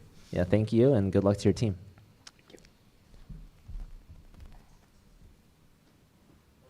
I think we're bringing in Iken. So this is one of the players for UTRGV, one of Bartek's students, and also player in the Collegiate Chess League, as well as has played here at the President's Cup, Iken Oznir. Hi. All right, welcome, Iken. So you got a lot of fans here. Do you have anyone at home watching, maybe tuning into the broadcast you'd like to say hi to? I wouldn't think so, but if anyone watching, hello. So Iken, tell us a little bit about yourself. Where are you from? I'm from Turkey. I'm 21 years old. I've been studying in UTRGV for 3 years now. I'm studying computer engineering there. And I've been playing chess for 16 years. I'm an international master. And yeah, it's like... Can you speak a little closer to the mic? Oh, okay. Yeah, sorry. All good.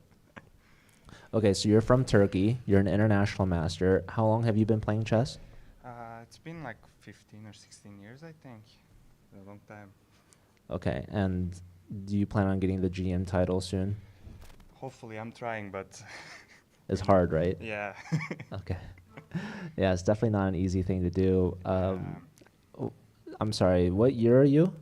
I'm in junior now here. Junior year? Yeah, Okay, so you have yeah. 1 more year, Yeah. and you're studying computer science? Computer engineering. Computer engineering, Yeah, okay. Yeah. That's awesome. And how long have you been in the States? Just the 3 years? Yeah. I came here for studying, so it's been 3 years. Do you think when you graduate, you'll stick around like some of the other UTRGV alum, maybe going to Austin? Maybe, I don't know. Like I still need to, graduate first. Of course. Engineering is a hard field, so I need to accomplish that first. But yeah, So you played yesterday, and I Yeah. believe you had a draw. yeah, I had a draw against Tianchi And so, today. when it comes to playing today, did you have a conversation with Bartek, or did he just tell you he wanted to have someone else play, or We how had did that decision happen? we had the conversation before the tournament. Jakub was in the European Championship for 2 weeks before here, and it's a long tournament. It's a 2-week tournament. It's a very hard tournament. He did a very good job, but he was kind of tired. So when I talked with Bartek, he told me he wanted to rest him for a round, and our general idea was that he will play the last round, regardless of the situation. So he lost the game yesterday, but we still trust him. He's still a good player. So we decided that he will play this round too. That makes sense. So you Yeah. guys kind of have a game plan going in, Yeah. and so you knew you only had one game to play this weekend. Yeah, it seems like that. Like if there was an extraordinary situation, I would play. But yeah, the general idea was that I will only play one round. That was the general idea. And so were you able to put a lot of prep work into that one particular game? Well, we learned the drawing of the colors here on Friday, so I checked some stuff, but it wasn't really easy to prepare, like not knowing the color I would be playing. On Friday night, I put a lot of work on preparation, but well, he surprised me with his preparation, so it didn't really work out for me. Maybe we can pull up the game that you played. Yeah. Oh, Scroll gotcha. down. All right. Yeah, here. Yeah. So at what point were you surprised? So let me go back. When I check his games, and also he was the former UT student. I was a roommate with him. Like we know each other. As your roommate? Yeah, That's yeah. funny. When I first arrived here, so what I was expecting that he will continue with knight f3. That's generally how he plays when I checked his games. But he played knight c3, so I kind of knew that I was in a preparation. So after this point, he played queen c2, and well, I knew the line, he knew the line, but it was somewhat a new line for him. So I was already like feeling okay. This is a preparation. I need to be careful. He might prepare something. But well, we pretty much stick to the main line here, and that was his preparation. Which, like after this point, I spent some time, but generally it's a well-known variation in general, and his preparation was to play bishop e3 here. That's what he prepared, because I think the main line goes like e6 here. I had few games like this after e6, but he go bishop e3. He prepared this, which I think in this position Black has some chances, but I didn't know. Like I didn't prepare beforehand. I didn't know really what to do, so I took the bishop, and like after a queen trade, this is a very equal position that we agreed on a draw. So who offered the draw in this position? Well, he did, but it kind of we both knew this is a very equal position and not many chances to push for both sides. So like he asked the question, but it was quite mutual in this position. Like we knew what was happening. So I think we had Vara Kobian, the head coach of St. Louis University, on to interview yesterday, and he actually walked us through this game. This was a very, very quick game. This game ended first out of all the games in that round. Yeah.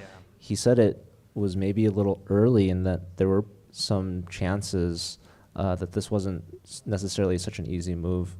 If we make maybe just a couple more moves, maybe the recapture. I was thinking f Yeah. takes g6, that was my idea. Bishop takes g5, and well, I didn't check after the game, but I was thinking to play knight f7, and I think this move, I thought this move should equalize for me when I was checking, but well, the engine doesn't really agree with me, so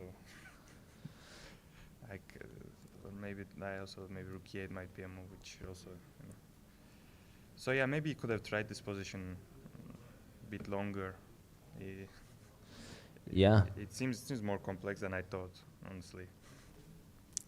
Yeah, so maybe there was more chess to be played, but Yeah. obviously Tianki with the white pieces agreed to a draw. Um, and yeah, your team ended up drawing against St. Louis University, Yeah, which I think is a fair result. And I now agree. you guys are half a point behind, obviously knowing going into this, UT Dallas has lost their previous 2 matches. If UTRGV wins and the 2 St. Louis teams draw, there's going to be a 3-way tie for first. Is that kind of the game plan for you guys? Well, in this point, we don't really know what's going to happen between St. Louis and Webster right now, so we will see. But the general idea is that we want to try to get 3 points, so that in the case of a draw, we will get ahead. But well, yeah, generally, the general expectation was that as draw, and then maybe we can get 2.5, so there will be a 3-way tie. I'm not really sure what's the rule, what's going to happen, but at least it will give us some chance to fight. So apparently there's a way to do an Armageddon tiebreak. Yeah, which I never seen in like with three players or 3 teams, but Yeah, me neither. it So that should would be entertaining, right? that would definitely be very entertaining. Did you want to walk us through maybe some of your teammates' current games? Do you have let me put you on the spot a little bit. Do you have a favorite teammate? I cannot say that, can Oh, you But with Gleb, Sean, and Jose, they're my roommates now, and with Jacob, when we travel, we usually stay together. So like I know all of them very well, but I cannot choose a favorite. Well, Jose, you probably know the least, right? Right. He's the newest member of the team. Yeah. Um, We didn't spend as much as time with the others, but he's a very nice guy. He's a nice roommate. and he's very talented, of course. He's got 1.5 points out of 2 here. He's got a crushing position, actually, if we want to pull up his game. Yeah, I'm not sure if Bartek talked about it, but apparently there was a prep. It, Yesterday, I think also he got a good position out of the preparation. Now he has the same. I think I was at the tournament hall before coming. I think H4 was played also, which I think is the right move in the position. But yeah, I'm not sure he went through, but he was also telling me that they prepared this line and Jose knew what to do. Yeah, and hopefully he can convert. Yeah, look at the time advantage as well. Over an hour for Jose and under 30 minutes for Gustav. That's very important, especially on a team tournament, knowing that your teammate is having a good position and he knows that and he has more time. It just makes you more comfortable in your game. Maybe it makes it easier for take a risk, just knowing that in one of the boards, the expectation is to win out of the opening. So hopefully, without a problem, he can convert this position to a win. And well, that might be the win we need to equalize with the St. Louis or Webster, maybe both. Yeah, and so we've got also a good position for Gleb with the white pieces. Yeah. I don't know if it was his preparation or not. We didn't really get to talk before the round, but it seems pretty nice. He will try to push this position. He knows that we need some wins here or there, and now even though like there's a good expectation that Jose will win the game, it will be very nice if he can get +2, and like by looking at the time, I think Sean quite equalized on time, but he was also low on time. I think Jacob is also like low on time, so it's very important with Jose and Gleb with the white pieces to push as much as they can, possibly get a win. That'll be very important for the rest of the match. Do you want to look at Sean's game? It looks like Andre's been playing very well recently. I think he has 1.5 out of 2 points as well, and Sean has 2 draws so far. Yeah, and I have a very bad result against Andre myself. He beat me many times during the collegiate events. I think if we go back a little, I think Andre surprised me with Queen H5 because I know Sean plays a lot of Caro-Kann. I'm sure he had some prep, but I would assume that Andre doesn't really play Queen H5 this much, or maybe never played it before, so he took his time and then tried to figure out what's happening, which I think in general he played nice moves. Maybe here knight c5 might not be the best move, but in general the position is still equal. After preparation he somehow equalized on time, so I don't think it's really bad right now. But I can definitely say he was surprised out of the opening, which is not really nice. At the time we were expecting actually Andre to play. Like UTD has a very special team that like 5 players, like very similar ratings, and I think all 6 players already played. Yesterday they changed whole 4 boards, so it was hard to. But we were kind of expecting Andre to play today, so we thought that maybe Sean can get a preparation, but it seems fine for now. So Yeah, what do you think Sean should play here? I honestly don't know. It's a hard position. I think if the queen moves, you expect bishop to f6, right? Yeah, but also trading the bishops now, it feels kind of weird, like because f6 and d6 there are some weaknesses on the dark squares. I feel like bishop e7 should be fine, but computer didn't really like the move. It's a tricky spot, right? Because the dark square weaknesses are very apparent. If you trade bishops, then you have those dark square weaknesses present. And if you don't trade bishops, well, the bishop goes to f6 anyways. Yeah, maybe something like queen b6 or queen a5, and like he will let him to play bishop f6, he will go rook g8, and then he can go maybe knight d7 back to trade that bishop. But it's definitely a hard spot. That's why I think he's spending his time. He spent, I think, 5 minutes now. Yeah, it's definitely a critical moment. We will see how he's going to decide. So is that why you were surprised by knight takes c5? I remember, like, just before coming here, we were checking. I remember the engine said h5 is the best move. That's why, like, with the knowledge, I was saying that. But I'm not really sure. I think the one point is that if you play the same position with h5 involved, maybe after bishop g5, bishop e7, with knight e4 comes with a tempo, right? So after knight b5, knight e4 already attacks. And maybe that's a little difference, but I'm not really sure.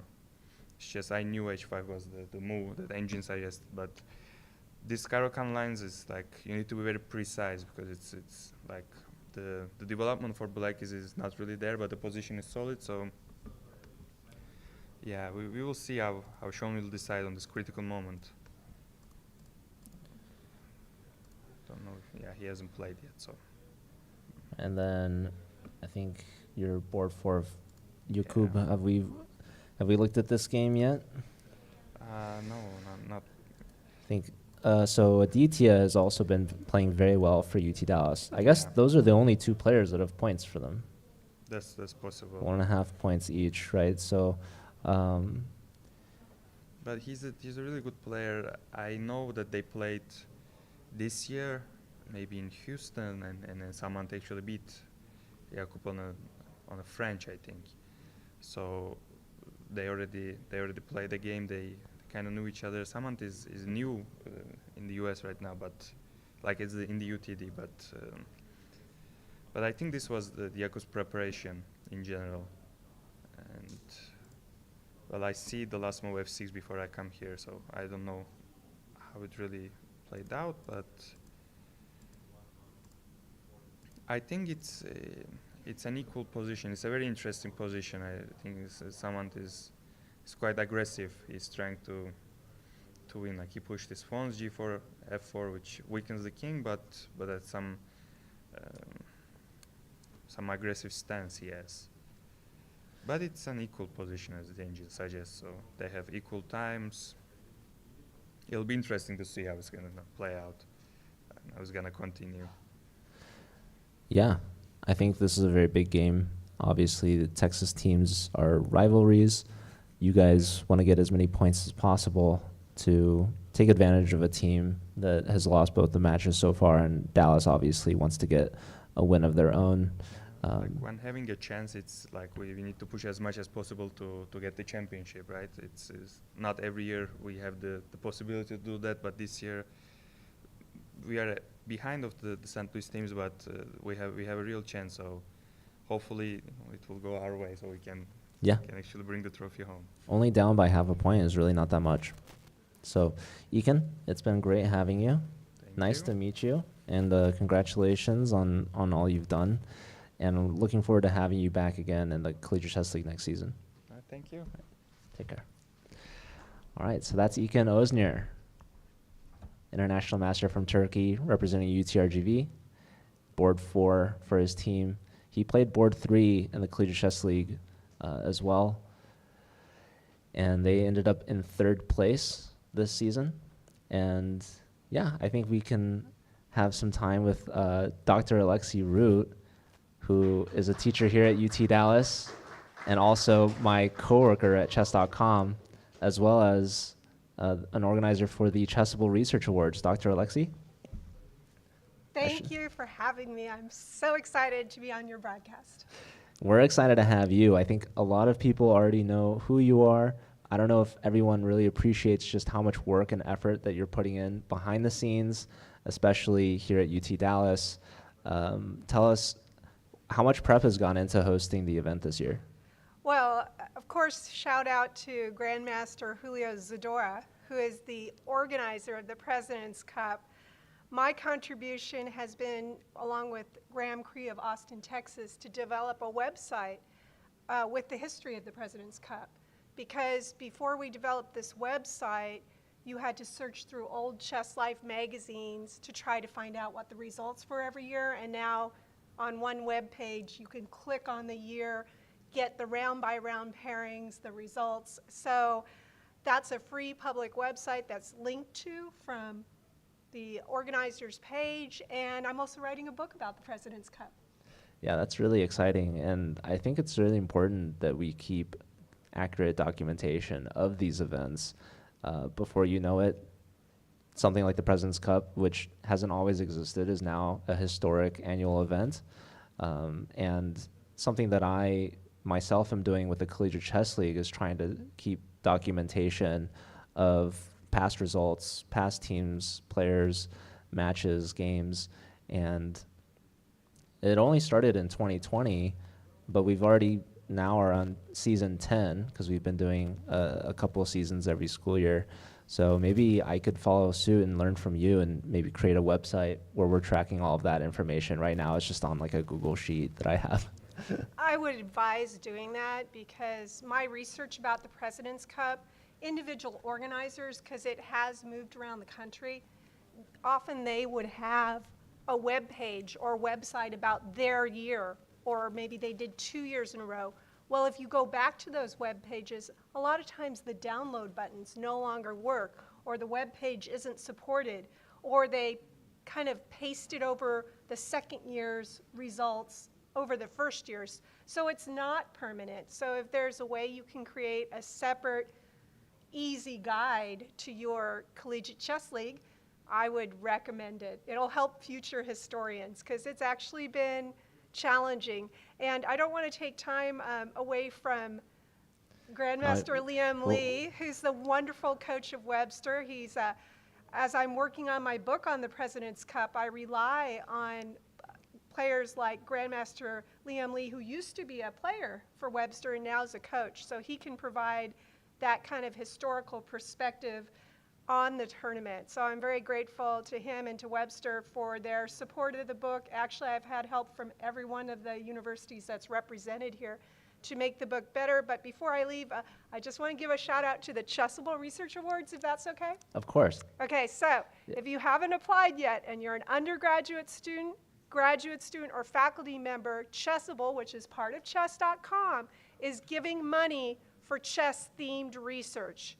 $500 to undergraduate students, $1,000 to graduate students, and $500 to their faculty research sponsors. The purpose is to have more peer-reviewed research about chess, because that's going to raise the profile of chess everywhere, not just in academia, but in public schools, among administrators, and so forth. So I encourage you to check out the Chessable Research Awards. You could contact me or Google it. Well, thank you very much, Dr. Alexi Root. We can use exclamation point Chessable in the Collegiate Chess League chat if you want to learn more about that. And we also have a video that goes into a little bit more depth if we'd like to play that. Oh, thank you. Thank you. Do you want to add to your resume and earn up to $1,000 too? Chessable Research Awards are for you. Head to chessable.com/research_awards and apply today. The application is 10 questions long and some questions are easy, like what is your name and what is your email address? Application questions also ask you to tell Chessable about a chess-themed research project that you want to begin or about chess-themed research you're already doing. Past winners' topics include detecting chess cheaters and scuba diving in chess. Applications are due by May 15th and winners will be announced on June 15th. If you win, you will work with a faculty member on your research, then submit a blog post about what you accomplished. So what are you waiting for? Start your application today.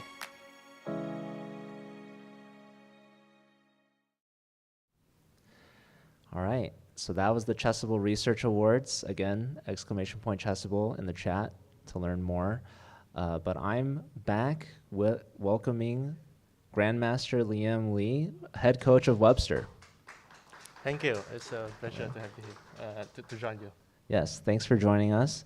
So obviously Webster is in a very important match right now, tied for first with SLU, playing against SLU, your cross-city rivals. What was the game plan? Obviously, if you win them, you'll win the event. So maybe you can walk us through maybe boards 1 through 4 and tell us your ideas. Sure. So first of all, I have to say, if we win this match, it's still not clear if we're going to win the event because it's by game points and not match points. And before this round, SLU and Webster are tied with 4.5 points. UT RGV is right behind us with 4 points. So if they have a very good score against UTD, they may catch up or even pass one of us if we don't win with a big score, for example. So theoretically, anything can happen. Basically, three teams can still win this tournament. Even UTD, on paper, they still have a very good chance if they can score really, really big. And Webster and SLU draws, for example, then they may also win this tournament. So I think it's very exciting for the fans. I'm not sure if this is the first time that 4 teams still have a theoretical chance to win before the last round, but it's definitely one of the closest President's Cup that I have ever seen. So it will all come down to the wire, to the nerve, and how the players handle the critical moments. So yeah, I think let's take a look at the games. Go back. Oh. Yeah, click on that. Yeah. Okay, so on the first ball, we have Grandmaster Robbie Kelevishvili against Grandmaster Harsha Bharat Hakoti. This is a very interesting middle game. So you know, Harsha is our Webster ball 1. He had a tough day yesterday, but we have full confidence in him, and we prepared this slide quite carefully before the tournament and also yesterday.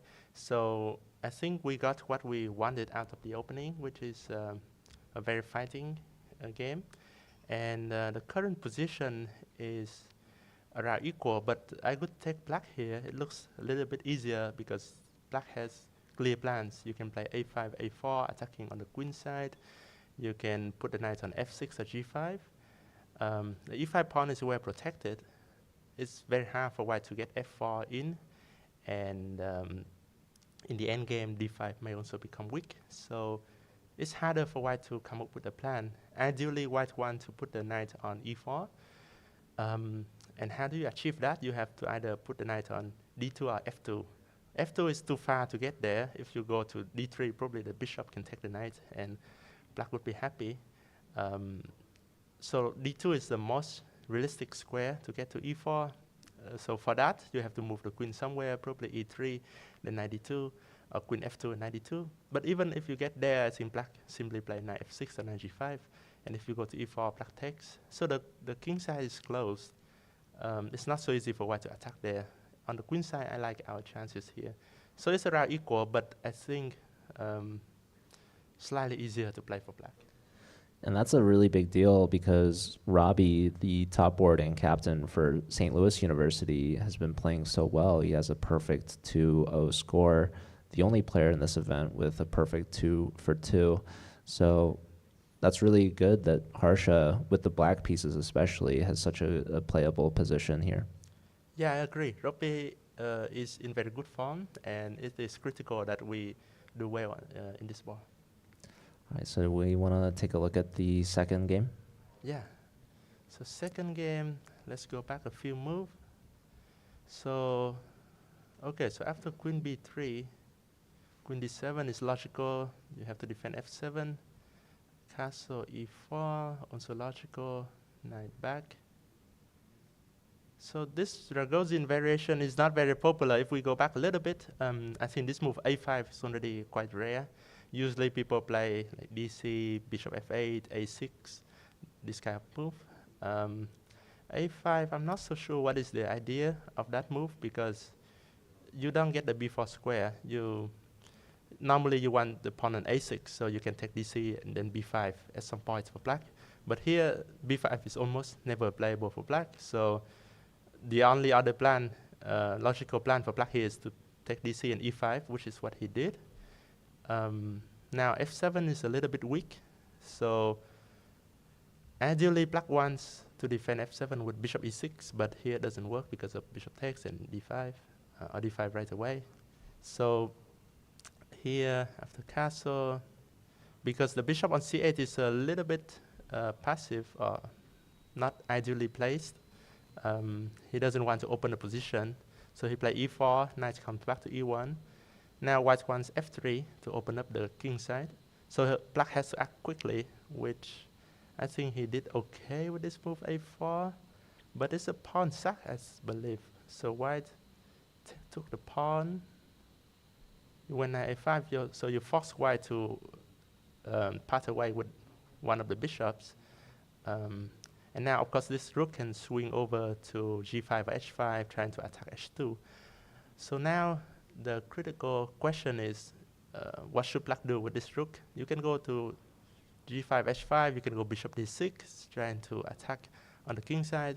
White most likely will play f4 sooner or later, probably right in the next move. Especially if you go rook g5, f4 could be quite strong. So I don't think rook g5 is a good move. So either rook h5 or bishop d6. So the real question here is if black has enough compensation for the pawn. My feeling is that white should be better here. I haven't checked the engine, I don't know, but I have a feeling that white needs to play a few accurate moves, and after that, white should be clearly better and probably good winning chances. Awesome. So it's looking good so far for the top two boards. For Webster, let's take a look at board 3. Okay, so board 3. Oh wow, this is getting interesting, real. I don't think we see this very often that the king ends up on d7 in such an early stage of the game. Yeah. So for sure, both players came up with fighting spirit in this game, and the fight we got. This line is, I'm not so familiar with this move, but I think somehow white should be a little bit better here, but it's not so clear what to do. And after the knight got to c4, like what we saw, if white doesn't have a direct attack on the black king, black should be doing very well here. And I think I like black position again because the white king may be in some trouble. White doesn't have a direct attack, and all kinds of endgame probably favors black slightly. So now, of course, black has to decide what to do. Does he want to trade the queens with, let's say, queen b6, forcing a queen trade? Which I think the endgame is not bad for black. It's playable, but maybe black has other options too. Maybe queen b4 can be tried. Other move, bishop e7, probably not ideal. But I think queen b4 is a very attractive move for me right now, because after queen b4 you have to defend b2, and there are only two ways to defend that: knight b1 or knight e2. It's hard to say, but I feel that black should be clearly better here. Let's say you go knight e2, probably at least I can just go back queen c5, trade the queens, and the knight is slightly worse placed on e2, and I have some knight e3 threats. But I think black may even have something better. So he played b5. He wanted to attack right away with b4, and the computer seems to like it. That's very exciting. Yeah, I think this should be a decisive game. I don't know who it would favor, but it won't be a draw in this game. That's my prediction here. Yeah, Nicolosi, I think he lost his last round as well, right? So this may be a player that's struggling. And Yasser Quesada Perez, obviously a very strong player. Here he's got the black pieces, but looks like they're definitely pushing for the win here, which is really an important result for your team. Yeah, I think Yasser made a good choice about the opening. Of course, he has multiple openings he can play. But yesterday I told my guys that we need to be ready for a big fight, because they will try to beat us, we try to beat them, and we need a good score to win the championship. So we have to focus on each ball, and we have to try our best, be ready for a big fight.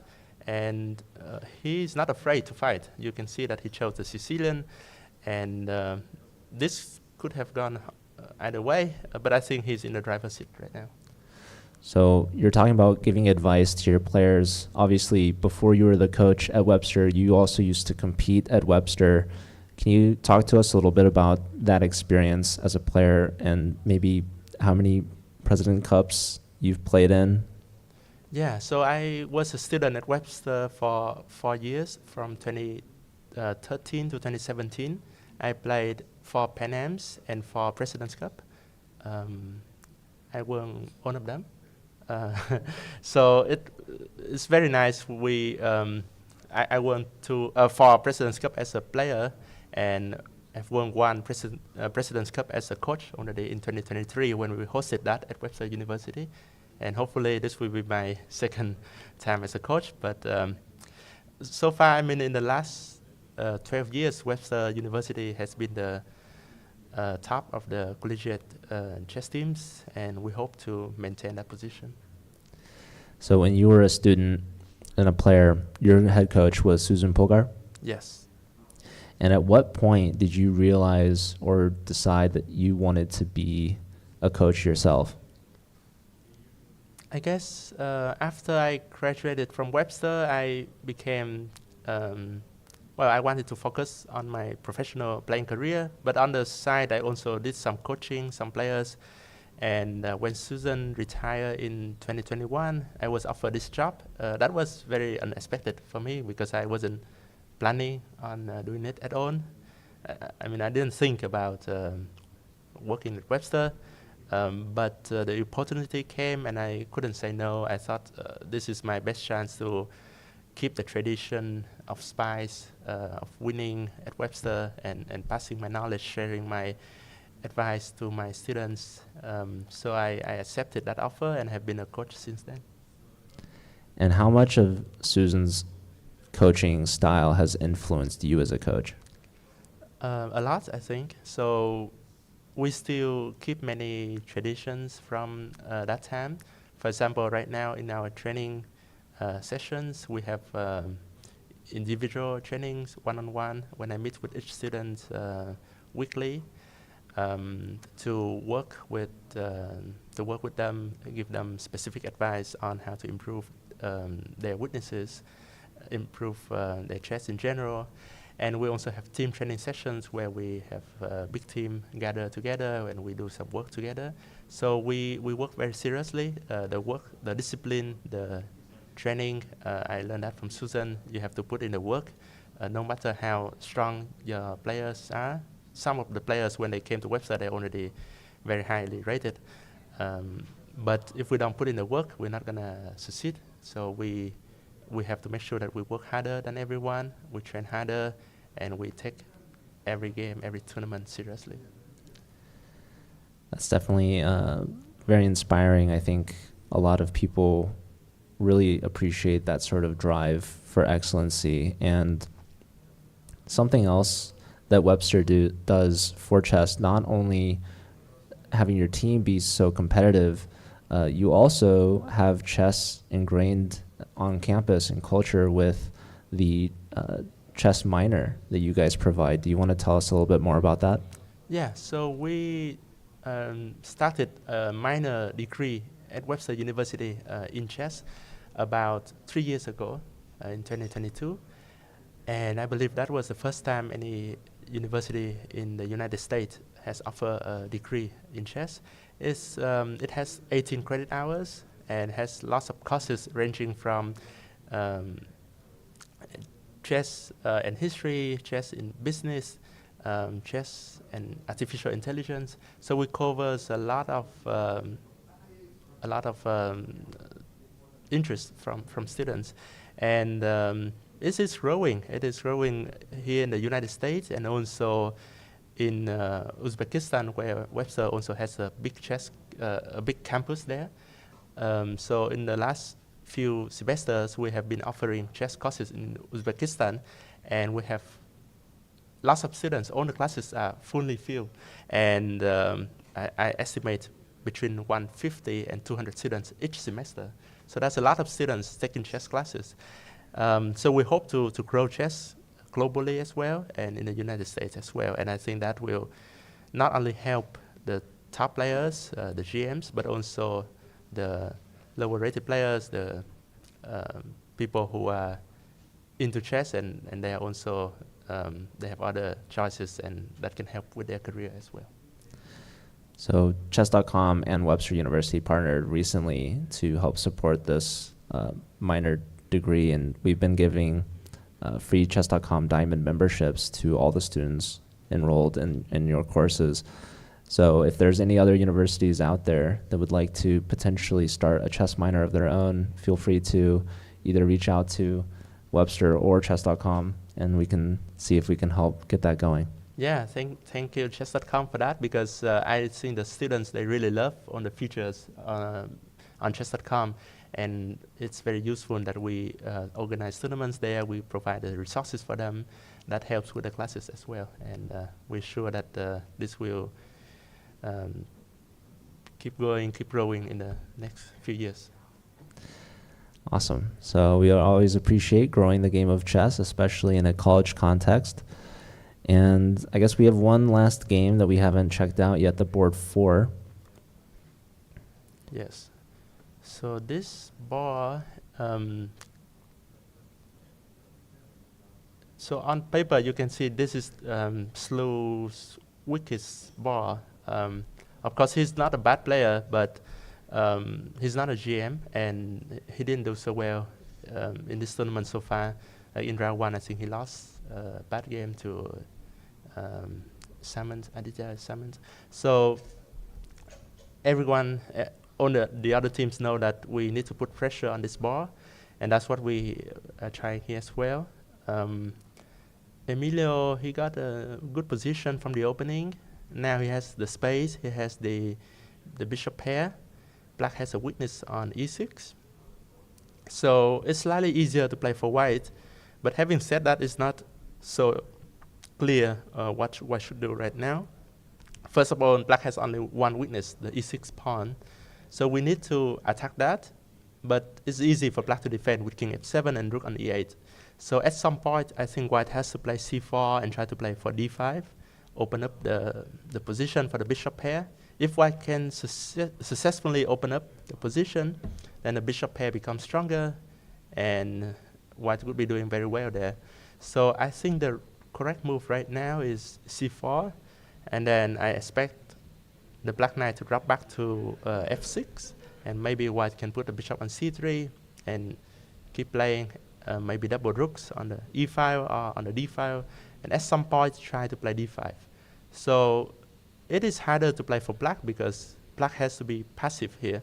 Black has to defend, put the two rooks on the d or the e file, and try to wait until white play d5. So it's really a question of when to play d5, and when that happens, can white get something from that? Yeah, I think d5 is white's only possibility of breaking through here, and it will be interesting to see how that may happen. Emilio has the time advantage, so that's looking good. But yeah, we have to see. I think on the balls right now, at this moment, I like our chances so far. But again, it's still too early to say.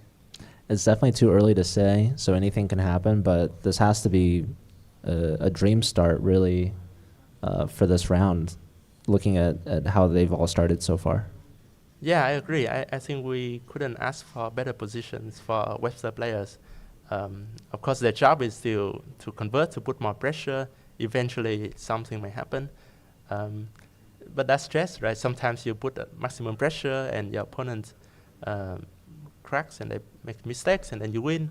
But other times they defend it perfectly and there's nothing you can do. So it's a game of chess, and you just have to take your chances whenever you're given them. So I remember last year, Webster had a player, Aram Hokobian, as he graduated. Yeah, I did. And so I've asked a couple of the other coaches about the recruitment process. What do you do specifically when you're looking for potential recruits? Yeah, so there are lots of things we do when recruiting. First of all, I have to determine who are the potential players that I can recruit. There are not a lot of chess players in this world, so we know the chess world is relatively small, and the people who are willing to go to college probably a smaller number. And so we reach out to these people. We see who are who are suitable with our program. And sometimes I have interview with them online, on Zoom. Sometimes I meet them in person in some tournaments that I go to. And then I offer them some scholarship. They come. If they like it, they agree. And then they do the paperwork to join Webster as a student. And then they come as a team. So there are lots of people who apply to my program at Webster University. So we have choices. Of course, we have limited numbers of scholarships that we can give out. So usually I try the most, I choose the most qualified students. But that doesn't mean that if a player is not a grandmaster, they don't have a chance. That's not the case, because in the past and right now also Webster University has been giving scholarships to some lower rated players. Of course, they are not receiving the same amount of the same level of scholarship as the GMs, but they have decent scholarships, and that help get more people in the program, recruit more people for the university. And if anyone is interested in playing chess while in college, please feel free to reach out to me. Awesome. And obviously being in St. Louis is a big appeal to chess players. What is one reason why someone would choose to go to Webster as opposed to any other chess scholarship school?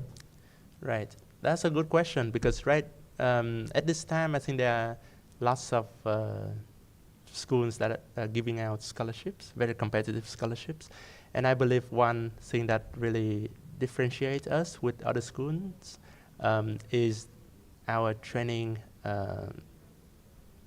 discipline and focus we put on chess, and we are really serious about chess. I am the only coach at Webster. Other schools, they may have one or two coaches, but I believe so far I'm the only 2700 FIDE rated player as a coach. So by coming to Webster, they know that they have the opportunity to work with me directly and other very strong teammates. And we are all very serious chess players. So if they come, they are in an environment where they are constantly having access to excellence, having access to good players, good training sessions, and that will help them improve as a player. because the environment, I believe, is even more important than the financial incentive. So any serious chess players, they would seriously consider Webster, because they know that's just looking at the records of Webster, we have won 10 Pan Ams and 6 Final Four in the last 12 years. So I think chess players understand that, and that's why I have been doing okay, quite well with recruiting. And next year I expect to grow the team even more and have more grandmasters coming in. Wow, so the results really speak for themselves. I think so. And I'm looking forward to see what new talent you can bring to the team. So something else that you mentioned, you're the only coach that's 2,700. You obviously are a very competitive player yourself, and something I asked you just the other day was about your freestyle events. Are there any other tournaments that you're participating in that you'd like to tell us about? Yeah, so in about a week after this tournament, I'm traveling to Germany for the Krenke Freestyle Open tournament. It will be the first time that I'll be playing freestyle chess 960 in the classical time control, so I'm really excited and looking forward to that. I don't know how I will do, because freestyle, I haven't played much of that, and the good thing is you don't have to prepare, because you don't know any position to prepare. But I think it will be exciting, it will be a change, and I'll see how I do. Other than that, I will also play the Lyon Masters, which is the rapid tournament in the beginning of July. There will be me, Vichy Anand, Santos Latassa, and Faustino Oro. So just 4 players for that tournament. It takes only a few days, I think 3-4 days. And then right after that, I go to Bill, trying to defend my title. I have won the Bill Grandmaster Triathlon for 3 years in a row, so I'm trying to make it 4 times. And other than those, probably I will also play World Cup in November, but not so much. Those are my favorite tournaments of the year.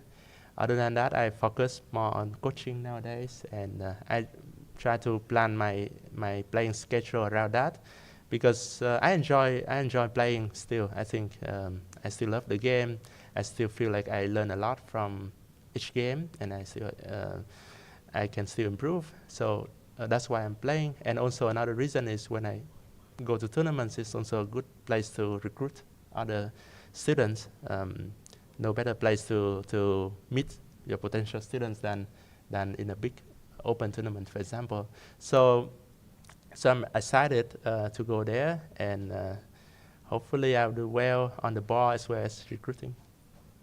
That's really awesome. I feel like you've got a jam-packed schedule coming up ahead, and it's probably good that this is probably the last major event for the collegiate calendar, so you can maybe take some time over the summer to focus on your events, and like you said, it doubles as recruiting as well. I think when people see you having success, that might pique their interest in having you as a coach. Yeah, I hope so. So this is really the ultimate challenge of collegiate chess, the final tournament of the season, the pinnacle of collegiate chess with only the top 4 teams, which are our best in this tournament. Then after this, the summer will be a little bit slower. Some students will go home, go play some other tournaments. We still do some activities at Webster during the summer. We have summer camps. We have the Susan Ponga Girls Invitational, which we already scheduled for June. So we have lots of events coming up. And then when the students come back in the fall, in August, we will start training right away. Usually we start early when they're back. So we have the full 3-4 months to train for Pan Ams, and right after Pan Ams, if we qualify for the Final Four, we will start training right away for the Final Four. So I have one last question for you, Liam. Obviously, as a former student and alum of Webster, I had mentioned this idea previously and I also mentioned it just the other day to Julio, who is an alum of UT Dallas. Who do you think would be the favorite if we set up an alumni league? Which school has the strongest alumni? Yeah, that's an interesting idea, Joe. Well, it depends on the format, but let's say if it's just 4 against 4, right? And if we are able to get our best alumni to play, I don't think it will be a competition. Because, look, I'm not going to lie about it, because just look at the list of the alumni. How many 2,700 plus federated players from other universities, that alumni from other universities? I think none, 0. From Webster, we have Wesley So, myself, and Ray Robson. So just look at that. I don't think that will be close. But I think that would be a fun competition for sure. Our program, although it's not the oldest program, I have to give that credit to UT Dallas. They have a long tradition, and I'm sure they have much more alumni than Webster. But our alumni, last time I counted, was more than 50 people.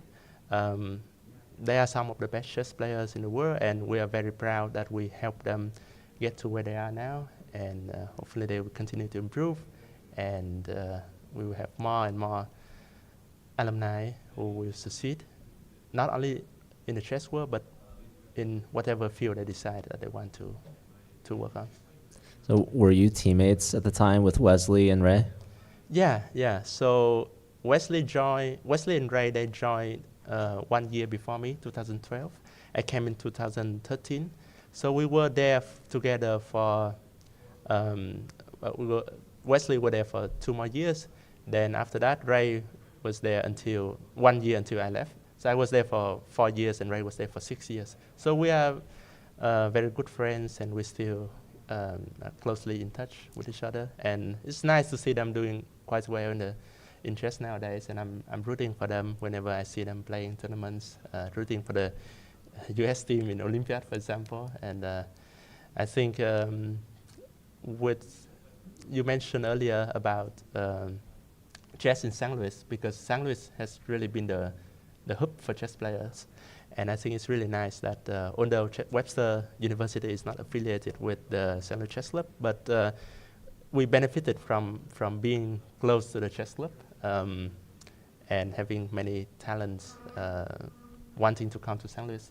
So I think it's been really a nice advantage, a nice thing to be in St. Louis right now, and that's why chess players should really consider St. Louis, and especially Webster University, as the place to help them develop their chess career.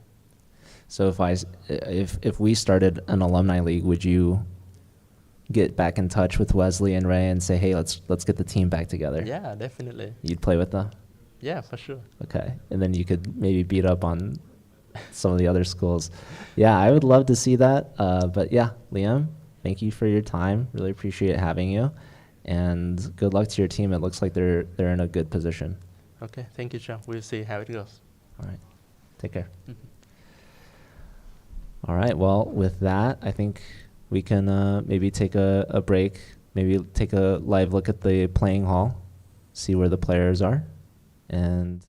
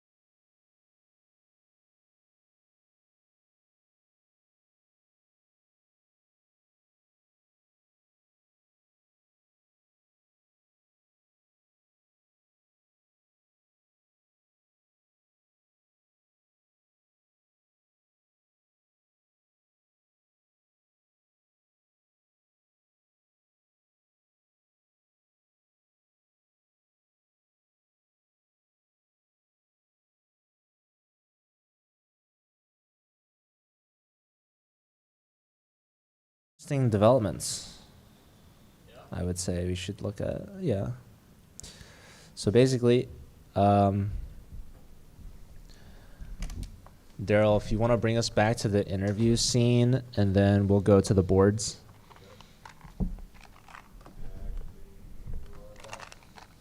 And welcome back. Thanks for sticking with us. This is the 2025 President's Cup Round 3, the final round, the grand finale. This is going to determine the U.S. Team College Chess Championship. So my name's Joe. I'm joined once again by the amazing Brian Escalante. Brian, what are your thoughts on the day so far?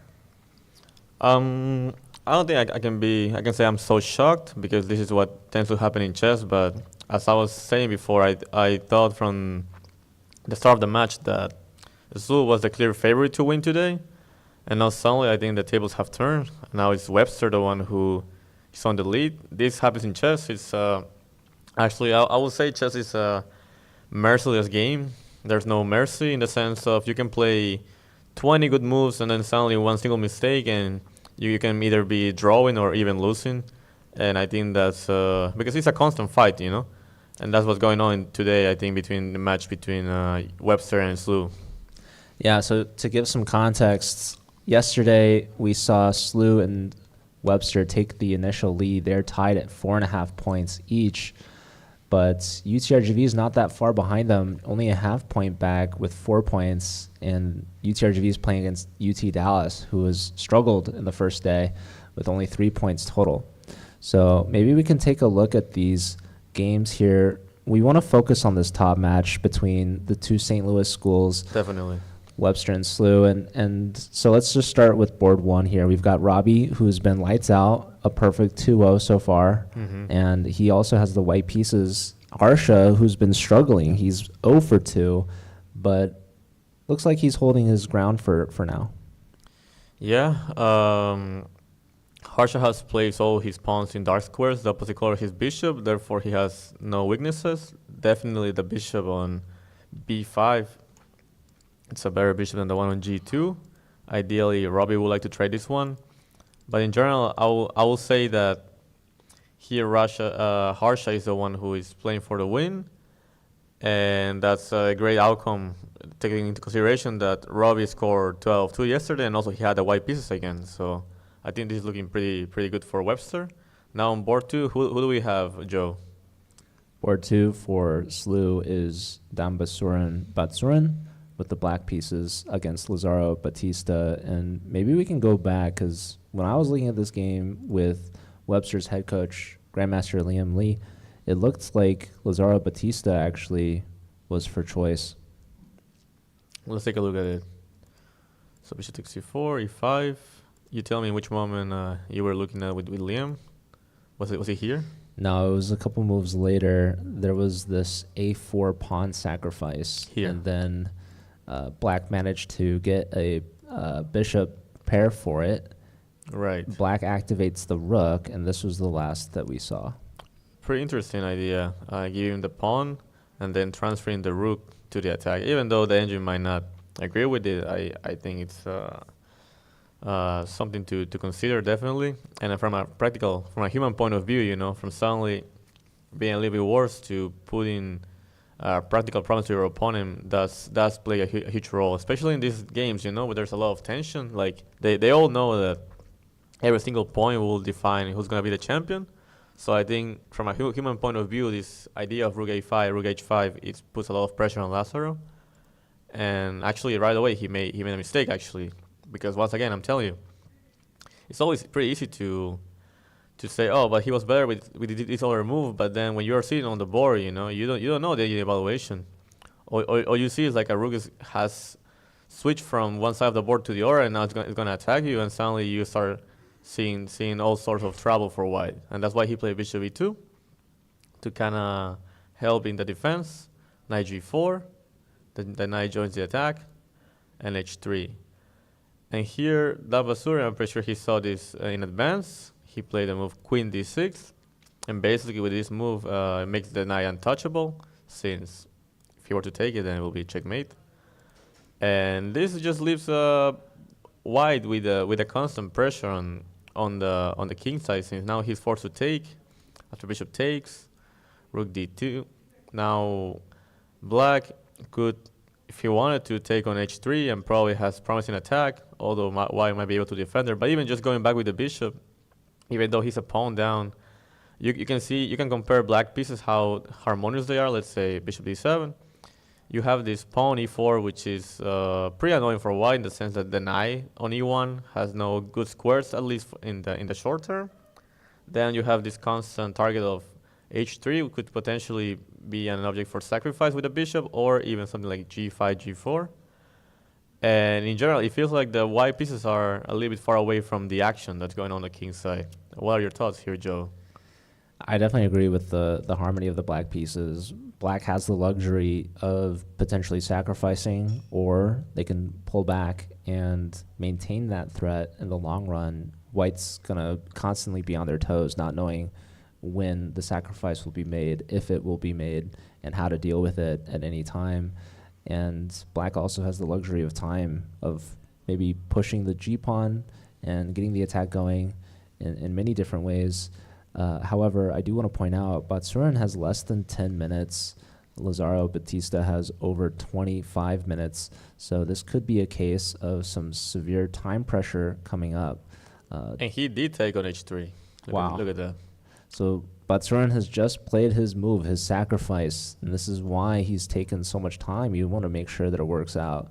Definitely. So let's maybe look a little bit at what happens if we immediately capture. So we probably do have to catch her, otherwise we'll be equal material and still remain all the advantages that we just mentioned. I mean, also after the bishop goes back, the main on h2 will be unstoppable. So yeah, he needs to capture. Then there's two moves here. There's either queen check first or rook takes. Let's say rook takes seems more natural. And now checkmate. I'm threatening queen h2 checkmate. So white only has one way to defend it. Actually, there's two. There's either f3 or f4, right? Mm-hmm. f4 will look more natural as you will block the queen. Yeah. And then probably here black needs to recapture on f3, open the position, also bringing this rook into the attack, the rook on e8. As for now, h2 is being covered by the rook on d2. That was another reason why Lazaro played rook d2 at some point. And after, let's say, knight takes f3, rook takes e3. Black currently has 2 pawns for the piece, but it seems like white is not coordinating enough in order to use his extra piece, you know? And therefore, I would think that black has more than enough compensation here for the piece. So, the knight's hanging right now, right? Right. How do we save that? Because also if we move the knight, let's say something like knight e5, We're getting checked. we're getting checked. And then our king probably has to run, otherwise we will lose another pawn and regain the piece. So king f2, and this, even though We still lose the pawn, or we get checked on f6? it seems like we get checked on f6, but like even though like the engine is saying like this is still fine for white, from a human point of view, you don't know, like this is still like on the edge of close to equal, you know, like visually speaking, it looks like white might get checkmate. Let's say queen f6, king e1, rook e3. Only move is rook e2, otherwise the rook on f1 will be lost. And let's say something like takes, knight takes is not possible because the queen will be hanging. King takes, say check, king e1, queen h4, and then we pick up the d4 pawn. With check. With check, yeah. That's It's very important to enticing. notice that Lazaro will need to point out that at the end of the line he has this queen f7, and therefore he wouldn't be losing the knight, but spotting all of this in advance is pretty hard, especially with the time control, with the time that they have left for the rest of the game, you know? Lazaro probably already took, yeah? And then Basur decided to go for queen g6 first, instead of rook takes h3. Probably trying to force the knight to go to g2. And now he took. I would think the difference why he preferred this line is because now he stops f4, as now the rook will be, the knight wouldn't be protecting an f3 anymore. And now his next threat is queen h5, threatening checkmate on h1. And the f-pawn still has to push, right? Right. It seems like the best way to always defend is bringing more pieces into the defense, in this case knight e2. But after bishop d6, it seems like black pieces just keep coming into the attack and They don't constantly. stop. Yeah, it never stops. It's a constant There's struggle there's here. another rook on the way. It is coming too. Yeah, imagine something like boom, boom, boom, rook g6. Yeah, of course this is a dream, but yeah, I would think that Lazaro here probably thinks that he's close to be losing. That would be my impression. He's got to be nervous. Definitely, especially based on the fact that he knows that Yasser now has a better position. You know, I think Harsha also is now pushing, so I think those factors do play a role. I mean, in that sense, he's a little bit more relaxed for that, but at the same time, he doesn't want to lose this game at this point. Might be critical, right? Yeah. So, So we're gonna have some very strong attacking chess here, and Lazaro's putting on the defense right now. 92 is a move that you suggested has just been Right. played. It was probably the only move to incorporate pieces to the defense. Now we'll probably quickly see bishop d6. And I think after that, Lazaro will have to give back another pawn after knight g3. And black will just play with a compensation of those 3 pawns and some sort of attack for the piece. Still important to mention, as you said, that Dambasurin has only 9 minutes on the clock. I think that's definitely going to play a big role in the game. Quickly, we have bishop d6, knight g3. They're blitzing. They're blitzing, yeah. I mean, it's his only moves. Now, Dambasurin has a couple of options. I would say he can either take, he can push the h-pawn, maybe plays also like rook e6, trying to incorporate one more piece into the attack. He doesn't have that much time also. That's pretty important to notice. I think he will have to start playing more practical, you know, keeping some winning chances while at the same time not risking all in if not needed, you know. Although, based on the match situation, he probably does need to play for the win, taking into account that the other boards of his team are not doing that great, right? I want rook e6. You want rook e6? That's aggressive. Hopefully he hears you and he will play That's it. scary. Hopefully. Let's take a look at the board 3 of this match. We had Nicolisi with white pieces for for Slu playing against Yasser for Webster. I remember I said at the beginning of this match that I really like White's position. Let me take a look at how the game developed. Yeah, this was also a position I said this is textbook opening for white. Yeah, it's how ideal you want to develop all your pieces, right? Your bishops on b5 and g5, your queen out of the way, giving you the luxury, as you said, to either long castle or short castle. He long castle in the end, knight g4. Where do you mess it up? That's a good question. let's take a look. Queen d2. I don't know if queen d2 was necessary. Maybe queen e2 was more precise. It's always hard to tell, you know, because at the same time, even though White has more development, he doesn't have a clear target right away. You know, most often than not in these Sicilian lines, the engine always says White slightly better, but that involves sacrificing some kind of piece at some point, and it's only one moment that you get, you know. And then if you miss that chance, suddenly becomes equal. And also, something important to mention is that in a Sicilian, you know, black always has a really healthy pawn structure. If you think about it, you know, this pawn e6 and d6 covering all these squares, only 2 eyes of pawns, usually this advance of a6, b5. So in general, the Sicilian is a pretty, logically speaking, good opening to play. And usually the only way that White can take advantage of it is by constantly making moves that threat stuff, but then at the point where White stops coming out with those threats and black gets a chance to organize, then black tends to be completely fine. So queen d2, rook c8, of course not bishop e7, that will just be a disaster. We need to incorporate one more piece into the action, rook c8, h3, knight g5, knight takes e5. Usually I don't like to take on e5. I think probably knight d4 might have been better. Oh no. It's a good thing he took on e5. Okay. Maybe our bishop on g5 can be attacked. Could be hanging in the end, huh? Yeah. Yeah. That's true. Knight g5. Yeah, I don't know. I mean, at the same time, he's not threatening anything right now. He would just take, pawn takes back. Maybe bring the king to b1 would have been a better prophylactic move, you know, just in case there's any kind of cities or sacrifices. In general, you don't want to. You don't want to force things here. You want to give black the chance to make a mistake, you know. That's why I wouldn't take on e5. Takes.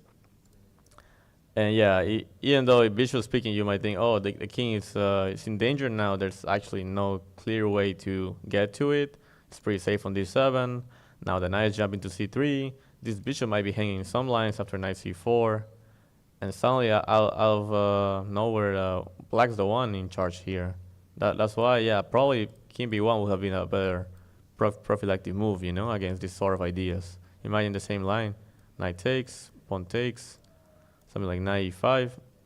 I don't even know if I want to trade. Maybe I would just keep my bishop on e2. I think that would be something to consider. But even in this version, having a king on b1 does make a huge difference, as now the a2 will be protected if black ever decides to sacrifice on c3. So the game continues, knight takes e5, knight takes e5, bishop takes, king takes, f4, knight c4, queen d4, and b5. Good move by Yasser, keeping the pressure on white. King b1, knight takes b2. Tactics start arising, right? King takes, and rook c4. And now black will recover the piece with an extra pawn, right? And yeah, black's just an extra pawn for no real compensation. And I would think that Yasser most likely will take this home. I don't, with the extra 15 minutes plus not only the extra pawn, but also the psychological advantage, you know, of you got your prep out, you know, like you worked, you got a better position, and suddenly you face yourself with the white pieces with being a pawn down with less time on the clock. That's just psychological devastating, you know. I think that sometimes underestimating chess how trends can play a huge role, you know. It's not the same thing like in a soccer game to be like 0-0 in score compared to being 2-0 at some point of the match, and then suddenly they equalize you with 2-2, you know. Like the player who came back always has the upper hand in those situations. So yeah, I think Yasser will probably take this home. And then on board 4, who do we have, Joe? Tianqi versus Emilio. Tianqi from St. Louis University and Emilio from Webster. Yeah, as I mentioned before, I thought this game will be a long maneuvering game, and this is what we have. I think Emilio has managed to achieve a long-term advantage, taking into fact the pair of bishops and also how black has some couple of weaknesses like the pawn e6, some potential c4 that could strike at a5. At the right moment, you might play some d5 when the tactics arise. Also, this pawn h5 is pretty annoying for black, as g7 is a backwards pawn. And yeah, in general, I would say Emilio has a pretty comfortable position. Still, Tianqi is well known for always putting up resistance, even in tough situations. So I think it will be pretty interesting to see if Emilio is able to convert here with only having 30 minutes on the clock. I think it's going to be most likely Emilio, I think, will be able to convert, but we will see definitely. So that will mean that on board 1, we have Harsha slightly pushing with the black pieces from Webster. Then we have Dan Basurin for Slu, trying to do the same thing. Then on board 3, I would say it's almost a clear victory for Yasser, most likely. That will be 1-0 for Webster. And then Emilio is also pushing on board 4. So I think, in my opinion, Webster is the clear favorite to win this tournament. What do you think, Joe? Yeah, I would say that they're the favorite given the position, largely thanks to Yasser Quesada Perez's position against Nicolosi, but I wouldn't say it's so clear. I think that there's still a lot of chances on the remaining 3 boards, but overall definitely looking good for Webster there. I think maybe we should go take a look at the Texas rivalry matchup. We might have some more clarity with these games. Let's do it. So on board 1, we have Gleb Dudin for UTRGB playing against Ivan Skitko from UTD. Last thing we saw is that basically Dudin, Ivan went for this endgame, which I mentioned that I think objectively speaking should be slightly better for white, but if white doesn't take advantage of it, black should be completely fine. But I do think that Dudin was able to put pressure. This move knight a4, rook e8, and then rook ac1. It's just simply, it's easier to play for white in these positions, you know, like black has to constantly keep worrying about e5. There's ideas of gaining more space with c5 eventually. Black struggles to develop this bishop and rook on h8, and therefore, even though the engine only says slightly better for white, in practice tends to be pretty hard to defend for black. Actually, he ended up playing bishop b4, and then white just pushed c5, and then followed by a3 and b4. He will just keep gaining space, while black has to constantly keep solving issues here. Rook e7, a3, b4, gaining more space, and now we improve the other pieces. Knight d2, important move to get a knight to c4, and then potentially to d6. We can see how the space advantage just allows white to maneuver easily, in an easier way compared to black, right? Due to this c5 and b4. Rook d8, black gets his last rook into the game. Knight c4, bishop e6, knight e6, king ba. Ivan decided not to give up his bishop. Probably the best choice to do. And that now he did give it back at this point. Probably his argument was like, okay, if I'm gonna take this knight, at least I don't want to take with a pawn and then get another knight on c5. And therefore, as Ludin came back with a knight to c3, he was willing to take the knight in this version. Rook takes, also trying to put the other rook on d1 and control the d file. White enjoys a pretty comfortable advantage due to the pair of bishops. Knight e8, rook d2 in order to bring the other rook to d1. Rook c8, knight e4. Now bringing this knight to d6. You know, like d6 square is it's an ideal spot for white, constantly taking advantage of it. f6, f4, trying to keep the bishop on b2 alive. It's important to always have all your pieces playing, and especially when you have the pair of bishops, you always want to have that position open. That's the whole point of f4. Bishop d5, takes, knight takes, and knight d6. Important move. It might have seemed like black was already consolidating, having this knight on e5, blocking the bishop on b2, but in reality, after knight d6, black still has a lot of issues, concrete issues to solve, especially having this bishop attack, then the rook attack, knight takes d6, pawn takes d6, and now white wins a pawn, right, after this move. Oh, he played e4. He didn't take on d5. Interesting. So probably taking on d5 would have been a clear pawn, but probably maybe not enough to win the game. As after rook takes maybe king d7, black's still in the game. I mean, white will still be a pawn up. But Dudin says that it's better to not trade his bishop in this way and bring his king, the ba king, into the action. Instead goes for e4. And after bishop e6, rook c5. So now he will win the e5 pawn instead. That will mean he will have two connected pass pawns. And it seems like things are getting pretty rough for board one of UTD here. Yeah, I love this line of pushing e4 and then rook c5. This is really pretty precise play by Dudi. Yes. Really nice touches there. I love having the two center pawns passed, connected. I mean, you can't ask for much more from your pawns. Definitely. After b6, rook takes e5, rook f6.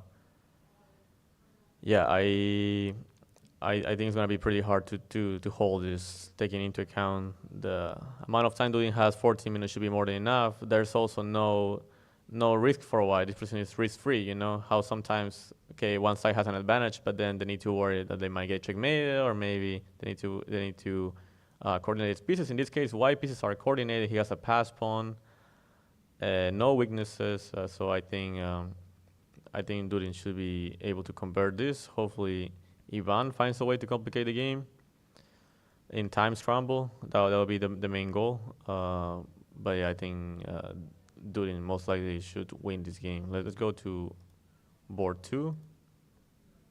Who do we have here, Joe?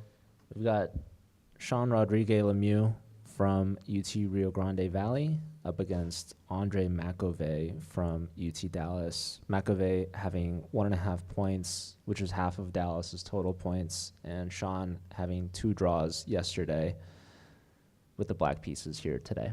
Yeah, as we were saying at the beginning of this game, this queen h5 that McAvey play on move 5 or 6, I'm pretty sure this was preparation by him. I don't know how often this move is played, but it definitely did surprise Sean. So I think opening-wise, Black achieved what he wanted. And it seems like ever since then, White has been able to keep his advantage throughout the game, I would think.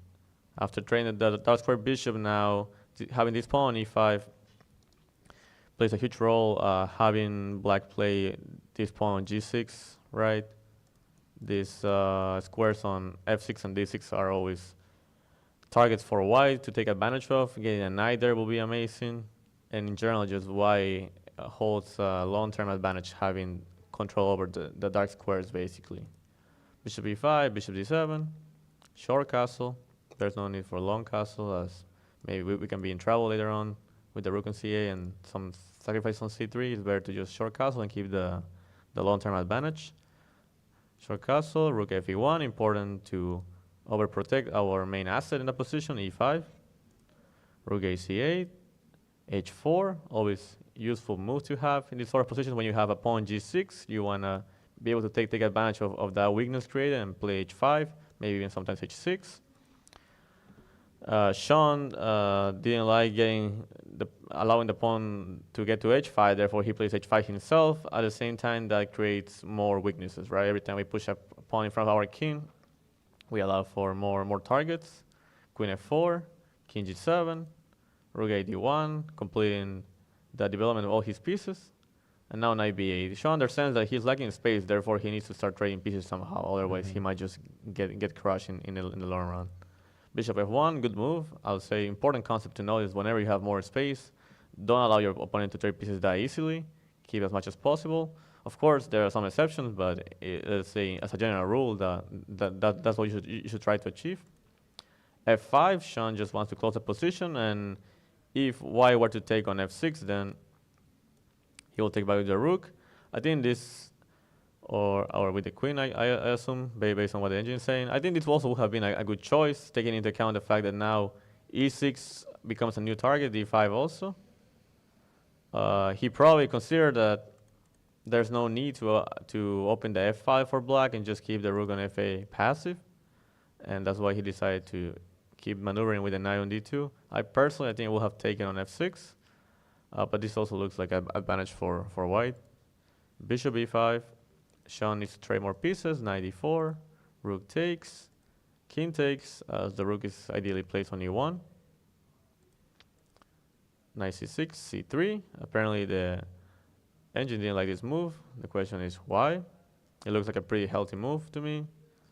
Maybe it's a matter of White not playing so aggressive, taking advantage of his space, and by playing too slow, maybe Black is going to be able to recover. What do you think, Joe? I think White maybe had an opportunity to plant the knight on d6.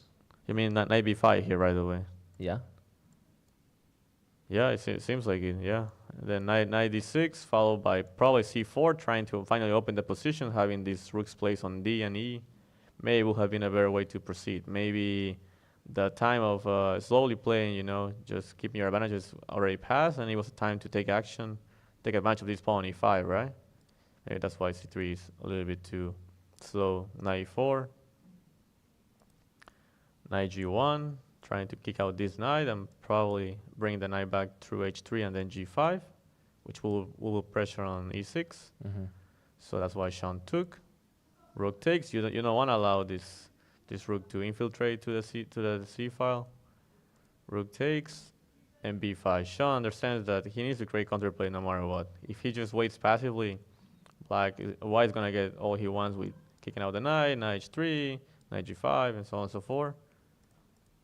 Knight e2, rook c4. The point of playing b5 is that now if White were to take the rook, now we can take back with the b pawn, and now b2 becomes one target for Black. That was the whole idea of b5. And I think currently this is the current position, rook c4. White still has an edge, definitely. Not as much as in the previous moves. But taking into account the time pressure that Andre has 10 minutes and Sean has 3, I will say that Andre is a clear favorite here. Although I think Sean is a pretty good defender, he creates a lot of problems. So I think still in the air, but the result is in the air. But most likely, I think Andre will convert. What do you think, Joe? How do you think the trend of the game is going here? Yeah, I agree with that. Andre has been playing really well so far this tournament. Sean is actually to 3 minutes now on this clock, which is, I think, the lowest of any of the players competing right now. So, oh, that's not true. There's one more, actually, the next game. Yeah, F3 has been played, knight c5, but let's go to the next game on the meantime. On board 3, we have Cardoso against Costa. We said that the opening didn't go that great for Kostov, and now it seems like he's in a lot of trouble based on the current position. His king is on e6. There's no clear way to checkmate it as of right now, but it seems like he will be losing a lot of material after, let's say, rook takes h8. If they take with a queen, then queen e5 or bishop e5 will be terrible for black. And then if they take with a queen, after taking on b7, the rook will incorporate into the attack. And I think black is just lost here. I don't see a way to put resistance, especially given the time situation with 14 minutes against 1 minute. I think most likely Cardoso will win this game, which will put UTRGV 1 point up in the match. And then on board 4, who do we have, Joe? We've got Aditya from UT Dallas and Jakub Fuss from Rio Grande Valley. Right, and I think this was also a Caro-Kann. We were saying that Aditya got a comfortable position, but then suddenly after black play f6 and open up the f file, he started getting a lot of counterplay. And right now, we see the engine is saying it's equal, but in practice, I don't know how obvious that is. I'll visually speaking, like it looks like black has the upper hand. What? And they already agreed to draw. Wait, I'm sorry. So they repeated moves here. So he played knight d3, knight f4, king f2. Why? Brave move. Why? Yeah, why? Is this right? Because the thing is that if rook takes d6, then knight 3 mate. That's just main one. Oh my god. That's the beauty, and I think there's no other way to stop the mate, other than there's bishop takes f4, but then black will be. This is what I meant, that black has the upper hand, because in this position, d4 is fallen and black should be completely winning. So But just king f2 is a draw. king f2, and suddenly the queen is trapped. Can we go back like 5 moves? Yeah, we should, honestly. This was This crazy game is game. crazy. So this is I think this is where we left off in the commentary. Knight c5, rook c1, everything sort of normal. Black, this typical opponent structure in the French, even though it was a Caro, transposed to this structure where black has the pawn on Can we e6. go back a move? Even more? Yeah, what? No. Well, I was looking, instead of rook c1, why don't we take on b7 with tempo? You mean Is here? there like queen b4? Queen b4, I think we'll probably lose this pawn on d4, which is crucial, Alright. and then We lose the plot. then on b7 also will. Okay, so We'll we be defend. hanging. We rook c1. Yeah. b6, they kicking kick the knight. Yeah. Knight a6, trying to create some kind of counterplay. Let's say maybe queen a4 eventually. Rook ac8, queen d2. In general, in these positions, black tends to be pretty comfortable due to the fact that the d4 is a constant worry for white. He needs to always keep an eye on d4. And then in this case also the knight on a6 is pretty much misplaced. So bishop b4, rook c3, now trying to double on the c file, g5, trying to open the king side now that the rook has moved to c3 and it's not connected to the rook on f1 anymore. Pawn takes, bishop g7. Very interesting side sacrifice here by Jacob, opening the f file in order to create problems against the white king, having his bishop on e4, right? Which is in some way targeting towards the king. So I think that was a pretty interesting side sacrifice here. Takes, bishop b5, knight e7, looks natural to me, rook c7, knight g6, and rook d7. That's how we got here. So in this moment, technically speaking, the queen is trapped, but of course Jacob went for this knowing that he has knight f4. And suddenly, even though it seems like white is close to be losing due to being forced to take and get into this worse hanging, he has this amazing move, king f2, and there's no way to take advantage of this discovered check, you know? I feel like pretty often than not, people, especially in lower levels, when they're calculating, they stop here, they say, no, there's no way king f2 can be a move, like it's in front of the rook, I have to be losing somehow, you know? But then I always ask them a question, okay, tell me how, like how is he losing? And I think that's what makes the difference. I think Aditya here probably calculated all the way until here. He saw that king f2 doesn't lose right away, and Jacob agreed with it, and he just went for the repetition after king g1, knight f4. Can we look at one line? It's asking for knight g2, sorry, king f2. Yeah, knight g2. Knight g2, king g1, Yes. and now knight takes e3. I can take the queen because f1 is covered by the bishop. Now it's saying knight c2. It's pretty cool. It's pretty cool. Even though black only has one bishop for the queen, these two bishops are monsters, right? And then if white has to give up the queen for the bishop, then black will be many pawns up. Apparently, after h3, black can take on d4, King king h2. h2, now. bishop e5, king g1, and bishop takes. Now black has a rook God. and a bishop for the queen, and not only that, still has some attack while the bishop on f1, the knight on a6 are not participating in the game. Only move is bishop d3 in order to stop this coordination. And apparently after bishop f4, queen takes c2, bishop e3. This is crazy. We will reach either an sort of equal endgame, which honestly doesn't look equal to me Oh at my first God. sight. I will think that black's winning here, but Yeah, apparently bishop takes pawn takes, if- like that pawn's running. yeah, but maybe not. Or black can just repeat with bishop f4, king g1, bishop e3. I think definitely, if black saw this idea, should have gone for it. Apparently he had 17 minutes left on the clock, so definitely I will have. It's complicated. I would have gone for it. I think, especially considering that the only way for UTRGV to play for the victory of this tournament is to win by a big margin, but the players agreed to a draw already. Pretty Well, crazy game.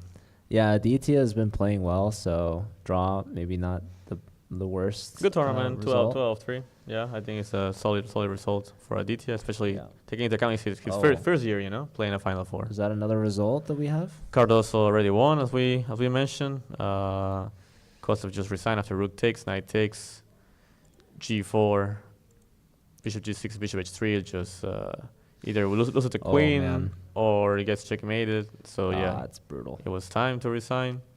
Therefore, UTRGB is currently winning by 1.5. Correct. Andre pushing with the white pieces here in this time scramble. Knight e7, rook g8, knight f4, king h7, UTRGB rook could e1. win. Yeah, it's gonna be tough. I don't think it's that trivial to win these positions. Although definitely based on the time situation, I think Andre should be able to convert. Hopefully, It's a blitz game could go any way. let's take a look at the top match. I think we're gonna have Let's go some back. some Also, really. I want to give a shout out to our viewers. We've got Nifa and Saxac Checkmate in the chat, so appreciate you guys hanging around. If anyone else is there, say something. Let us know you're here, where you're tuning in from. We had Speed Chess as well, and shout out to Brody, of course, fan favorite. And yeah, we've got the games are wrapping up here pretty quickly. We're gonna have an exciting finish. So show us what we missed so far and any updates for this top matchup. Yeah, I think let's take a look at the Lazarus game, since that was the game we were saying that Dan Basurin sacrificed a piece in order to get an attack. And we have some developments, queen b5 after h5, c6. Important to notice that queen f5, training the queens wouldn't be an option due to takes, bishop h2.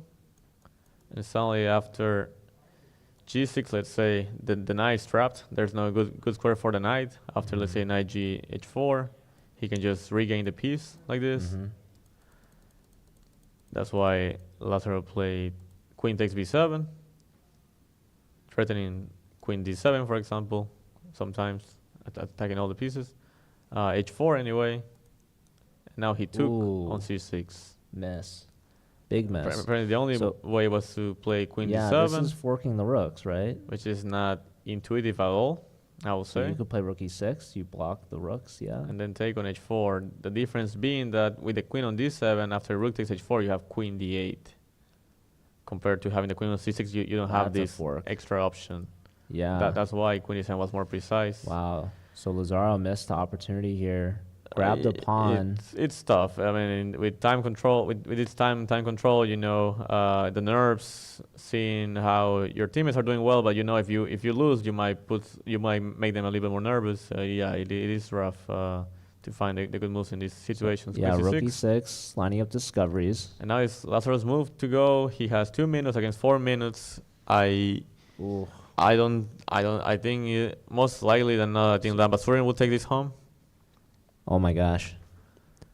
This is crazy. Yeah, and that will mean that Slu will be 1 point up, and then Yasser will probably convert his position. They'll tie that. That will be 1-1. UTRGV could win this event from behind. Right, because if Webster and Slu tie, and UTRGV gets 3 points, yeah, I guess. then they're the sole winner. But so I think UTRGV most likely will get at most 2.5.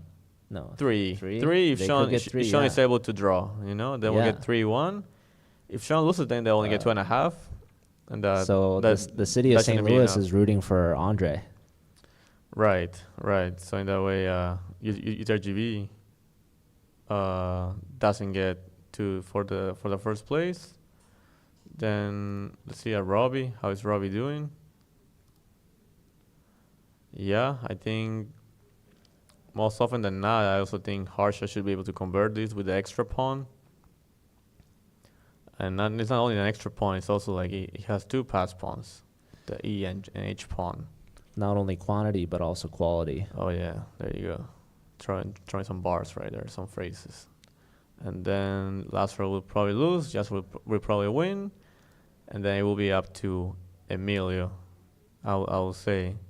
Because with a victory of Harsha, that means only with a draw from Emilio, that should be enough to Okay, so win the Webster is match. still the favorite right now. it seems like it. Let's take a look at So how Harsha's got to get his first win of the event, correct. and Emilio also has to. I mean, both Harsha and Yasser, definitely. That will be 2-0, but then Dambasuri is probably winning. That's 2-1. And then if Emilio wins his game, sorry, there's no clue that they won the event. Yes. If he draws and Webster only wins by the minimum, then if UTRGV manages to win by 3-1 with a draw of Sean, then that will mean UTRGV and both Webster will tie for first with 7 points. Am I right? That sounds right to me. Right. But I'm not entirely sure if UTRGV will get 3 full points. Yeah, no, They might only get 2.5. I don't see it happening, honestly. You think Sean's going down? Most likely, yeah. Based on the time situation, the position. He's pretty tied up here with his knight on f4, the queen on g3. Now that the rook has traded and there's no way for black to create counterplay due to him having to always worry about his pawns on e6 and g6. I think most likely white will win here. Knight c6, b4, a6. And now this move, queen g5. I think Andre needs to assess that this endgame is winning for white. I think he should be able to assess this after rook a1. He went rook a1 right away. And this creates the chance of d4. Double question mark opportunity for Sean. And Sean played e4 right away. Wow. And this is why the time control is crazy for both sides. It looks like Sean's really low on time, but both players are low on time. It's what I'm telling you. Like in practice, you know, like okay, some people might say, okay, I go back with a knight on b8 and then I decide what to do. No, I mean here Sean understands that he's lost if he plays normal moves. Even if he doesn't can calculate all the way to the end, he understands that he needs to somehow break through as soon as he gets a chance. That's why he played d4 right away. So let's look at this. First thought, why can't we take on a6? I would think because of queen b7 winning at tempi, and then there's some threats with queen b5 and taking on c3. Let's say rook a6, yeah, queen b7, there you go. And then let's say a normal move like rook a1, black can just take on c3. And now that we have created all this counterplay, now the pawn e6 seems pretty irrelevant compared to before, you know? When we had the control, there was no way for black to break through with d4. Then it was completely fine to trade queens and then take on e6. But now, since we have this pawn c3, the king on f1 also plays a big role, as it's on target for forks all the time. Then black has a lot of counterplay here. And with 5 minutes on the clock, Andre needs to get back his composure, understand that even though he missed this, he still has the upper hand, and just try to play as best as he can this time travel. I think managing your emotions here is going to play a huge role, I will say. I think UTRGV is going to get the full 3 points. Based on this d4, you mean? Yes, this one move that Sean just made tells me all I need. Yeah, he took on d4. Now queen takes b4 will most likely appear on the board. Yeah, it's looking risky. It's still, you know, both players are in time trouble. That's something to keep in mind of, that anything can happen. But So yeah, queen takes b4 on the board. I don't know if we have the camera of that game. not quite that Production, game. We we do don't. have It's all Gleb good. Duden's game front and center. We also see actually score sheets being signed. So maybe we do take a live look So at their- Dambasurin already won his game as we predicted. Knight takes h4. He ended up giving back the piece, but yeah, it wasn't enough. Checkmate was soon to fall after all this sequence. Rook h1, king h1, king h2. With mate to fall. Beautiful. Yeah, Batsurin, a great turnaround game there from him. Good practical choice. That a4 followed by this transfer of the rook to a5 and h5. I thought it was. Let me show you on the board because I think it's pretty instructive. Here you go. a4. This was the key moment. Interesting pawn sacrifice. Knight takes a4, then knight a5. Basically, white has to give up the dark square bishop.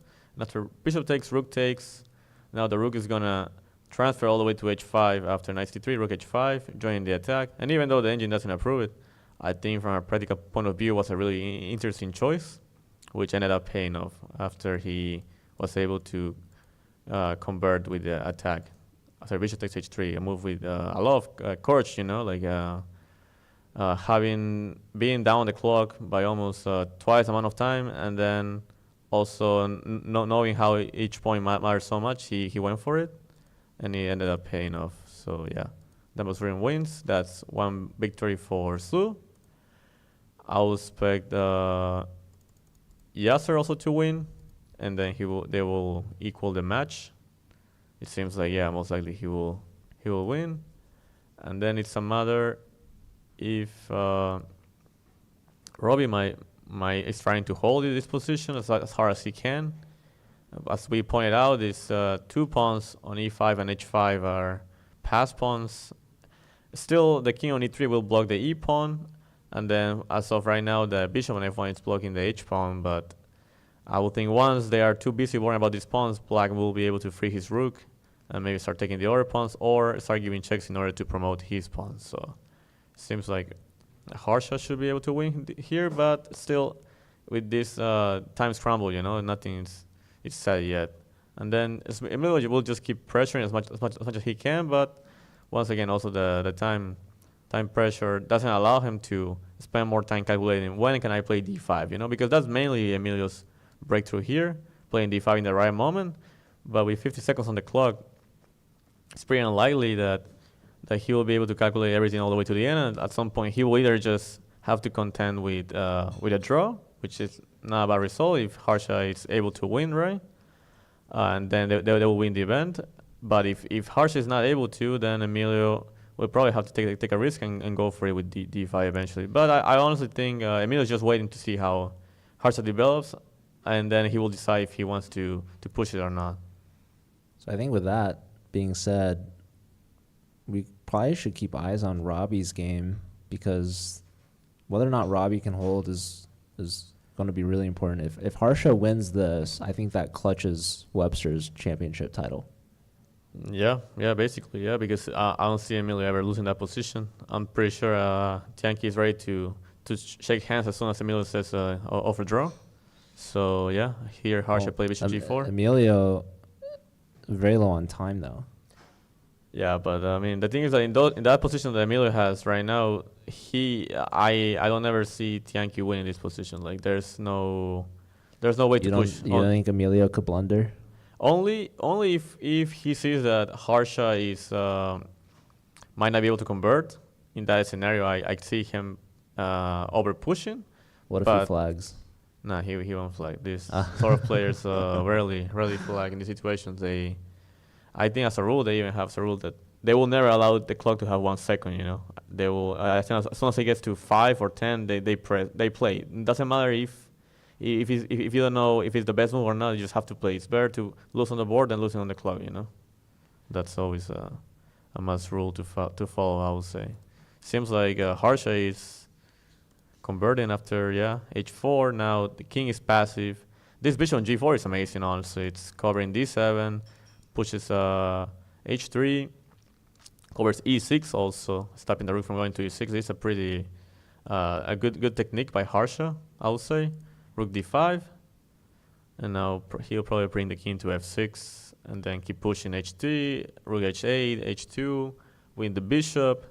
And I don't think there's any way for Robbie to try to get to rook against rook and bishop endgame, as the e-pawn will still remain on the board, and that should make the win triple for Harsha, I would think. How clutch is this for Harsha, losing both games and now beating the top board from Slew, their captain, who went 2 for 2 yesterday, giving Robbie his first loss at the event. Yeah, and not only that, as I mean, we mentioned at the beginning of the stream that both white boards from Slew seemed like they were able to put pressure, you know, on Webster, and actually those two boards were the ones who ended up giving the victory to Webster, which is quite life turning, right? But that's how chess is. It's a constant fight, and in this case, it seems like Harsha should be able to win this game, and then Webster will take the title home. Let's take a look. Already doing 1 against Skitsko. As we predicted with the pass pawns, it was pretty hard to defend. And then Andre, after queen takes b4, play rook c1, the best move, covering the check on c4, attacking the knight. And then Sean played queen b2 with the tactics of rook takes c6, queen b5. Once again, this king on f1 always leads to tactics for white. Andre played rook d1, Sean played queen c2, and now queen e1. And yeah, I think it's still a fight. I think I will even say open for 3 results based on the time control and how the trend has been changing all over the game. But yeah, I honestly don't see. Most likely, I think it will be either a victory of Andre or a draw. I don't think Sean will win, but you never know. You know, like a little bit ago, we were saying that should be easy conversion for Andre, and then suddenly Sean found this d4, right? Good call, like from a practical point of view, and now things are getting a little bit messy. I think this is really important. Obviously, Rio Grande Valley has already won the match against Dallas, but they're going for more points so that they have a best chance of winning this event. Because obviously, okay, we see Yasser Quesada Perez won his game, so Webster and Slew are back to tied 1-1, but it looks like Robbie is going to lose. That game is still having to be finished. And Emilio's game versus Tianqi is also very important, as you said. So if somehow St. Louis can keep it to a draw, 3 points for Rio Grande Valley will bring them to a tie. Right. It will all be up to Sean. Also, I will think that Emilio is aware of this chance of UTRGV tying for first. I don't know if maybe they discussed it with their coach, but maybe he might need to try to play for the win in case he sees that Sean might make a draw. Yeah, I think I misspoke. So I think if UTRGV gets their 3 points, and if Webster wins only by 2.5 points, correct, then the two teams, UTRGV and Webster, will be in a 7-point draw, which then you would look at match victories, which I guess Webster would still win. So Webster had a win yesterday against Dallas. UTRGV only had 2 draws yesterday, and with only 1 win, a tie would give Webster a tie-break advantage. Right. So basically, all they need is for Harsha to win, and then Emilio will probably just not push, just keep the position, and then offer a draw. So Sean has to play for a win In order for their team to get a chance, correct. And after that D4, he does have some chances, even though the engine says white's better. That's probably his best chance in the game so far. After Sean might not know. He's been coming out a lot and looking at the live boards in the library. we have some information from our audience that Sean is keeping an eye on all the boards. He's aware of the whole situation. We have some intel right here. Thank you very much. I appreciate it for that.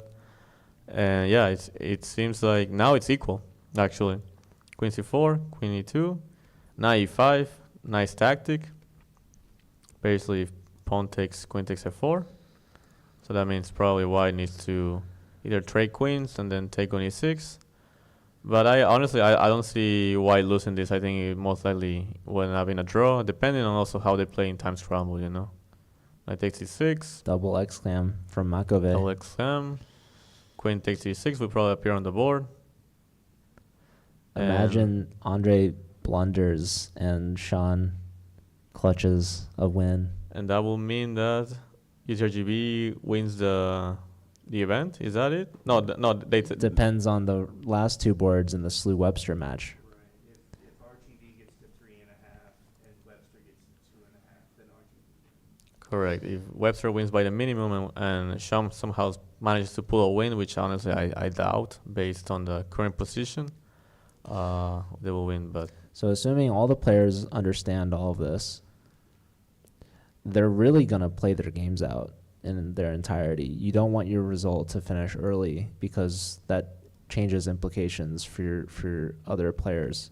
So we They have should. 2 games left between Slew and Webster, and we have only 1 game left between the 2 Texas schools. So 3 games remaining in the entire event. I don't know who's the I guess Webster's still the favorite because Harsha is crushing Robbie. So maybe we keep our eyes on that one, unless you think something will happen in Tianqi versus Emilio. I think Tianqi versus Emilio is pointing to be a draw most likely after, even if Tianqi manages to maneuver with the bishop to f6, then get the rook to d8. All Emilio needs to do is put the king on c4, the rook on d2, the other rook on d1, and there's nothing Tianqi can do in that position, honestly. Like, it's pretty dry, taking into account the opposite color bishops. I think most likely this will be a draw. I think Emilio already understood that he doesn't need to push, taking into account the fact that Harsha will win. I think we will see pretty soon Robbie's resignation here. And that will mean Webster wins by 2.5. That will mean they ended up the tournament with 7 points, correct? And the only way for UTRGB is if To get Sean 7.5 points. Sean draws the game, you know. Sean has to go for a win I mean, Sean. Yeah, sorry, my for bad. 7.5. Correct, because if Sean draws the game, then they lose. Then they're only at they lose on tiebreak. By a tiebreak, because Webster has more match points, and therefore Sean needs to win. That's his only chance. But honestly, I don't see him winning this position. I think Unless Robbie can pull out some stalemate trick. most likely Robbie's going to play till he gets mated. I don't think he's resigning. This is also his last game as a collegiate player. So correct. an unfortunate note for him to end on for sure. He definitely would love to have won with white, especially against hometown rival in Webster, as well as knowing that he had a perfect 2 out of 2 so far. But unfortunately, it's really hard to go 3 out of 3 in this sort of event, especially on board 1. Also, Harsha, I guess, kind of due for a point. He went over 2 yesterday, so he also made sure that he put forth his best effort today. And it's coming in very important for the Webster team. Yeah, and we can see in the Emil's game, it's happening exactly what I told you. Black got to put all the pieces pointing to d4, but after white just defends d4 with the 2 rooks, there's nothing else that black can do, and most likely they will just repeat moves and go for a draw here. And then, yeah, Sean will try to play for a win, but I think, objectively speaking, the only one who can play for the win here is white, and Sean's very low on time. yeah, He's got to move. Less than 5 seconds. 3, 2, 1. Oh, E flag. No, I'm just kidding. No, there's also sometimes a little bit of a delay between the DGT boards and the clocks and showing up on our screen. But as we can see here, he made a move with 6 seconds left on his clock. So you get 30 seconds added every move. But I mean, it's almost a bullet game at this point. Both players less than a minute. yeah. I think honestly, I think the best chance that UTRGV had in that moment was for Jacob Foss to go for the interesting queen sacrifice with Knight G2. Knight G2. I think that would have been After King F2. That would have been a interesting game, definitely.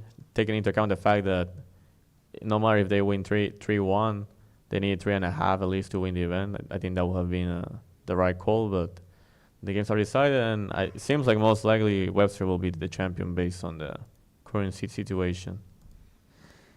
Yeah. I think maybe we stick with Robbie's game. I think once Harsha wins, it's going to determine a lot. Let's see. So how much longer can Robbie hold? I think he should be resigning pretty soon, honestly. Rook C1 is coming. Probably white has to give up the bishop, and once he gives up the bishop, there's no real hope, as black will still have 1 extra pass pawn, and there's no real chances to get any kind of rook against rook and bishop. So I think we should be seeing Robbie's resignation pretty soon. King F2, probably King F4, followed by Rook C2, pushing the king back, and then bringing our own king all the way to E3 or G3. I think that should be enough to. Can you start with Rook C1? You could also, yeah. I mean, there's many ways to win here. That's what I'm saying. Like, it should be a sort of trivial here already for black, since he has so many ways to convert the advantage. Well, you saw Robbie's former teammate Benjamin Bach pull out a stalemate trick against Magnus Carlsen. I actually didn't. No, you didn't see when that? did that happen? Does anyone in? I don't know if it was. It might have been World Rapid in New York. Okay. That's my guess. It seems like Sean is gonna go for a draw after Queen B1, Queen E1. Yeah, it seems like this game will end up in a draw. That will mean that UTRGV will finish the event with 7 points, winning the last match by 3-1, which is a great result, honestly, to win this match in this style, but it's not enough to get the title home, as Webster will win the event by tie breaks, by having more match points, because they won 2 matches, and UTRGV only will win 1 after this round, basically. Yeah, we have a question in the chat. I don't know how clearly you remember all of yesterday, but it really seemed like UTRGV came out of yesterday feeling like both of their 2-2s were disappointments. They were missed opportunities.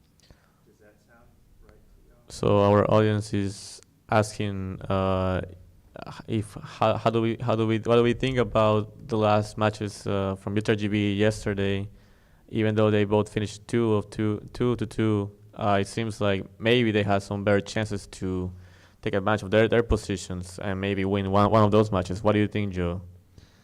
Well, I think if you look at St. Louis and you look at Webster, they're the number 1 and number 2 seeds here. So I think drawing against them is probably a good result practically. How they felt, I'm not sure. Maybe I could have asked Bartek when he was here. But I don't think they should be too disappointed, honestly, and they might end up getting second place, which is higher than what they were expected if you just look at the seeding. Maybe a little disappointed, like Brian was saying, Jakob Fuss could have played on a little bit more, but it was a really tricky queen sacrifice kind of line. Right. And you know, if you don't play well with your pieces uncoordinated against a queen, things can go south really quickly.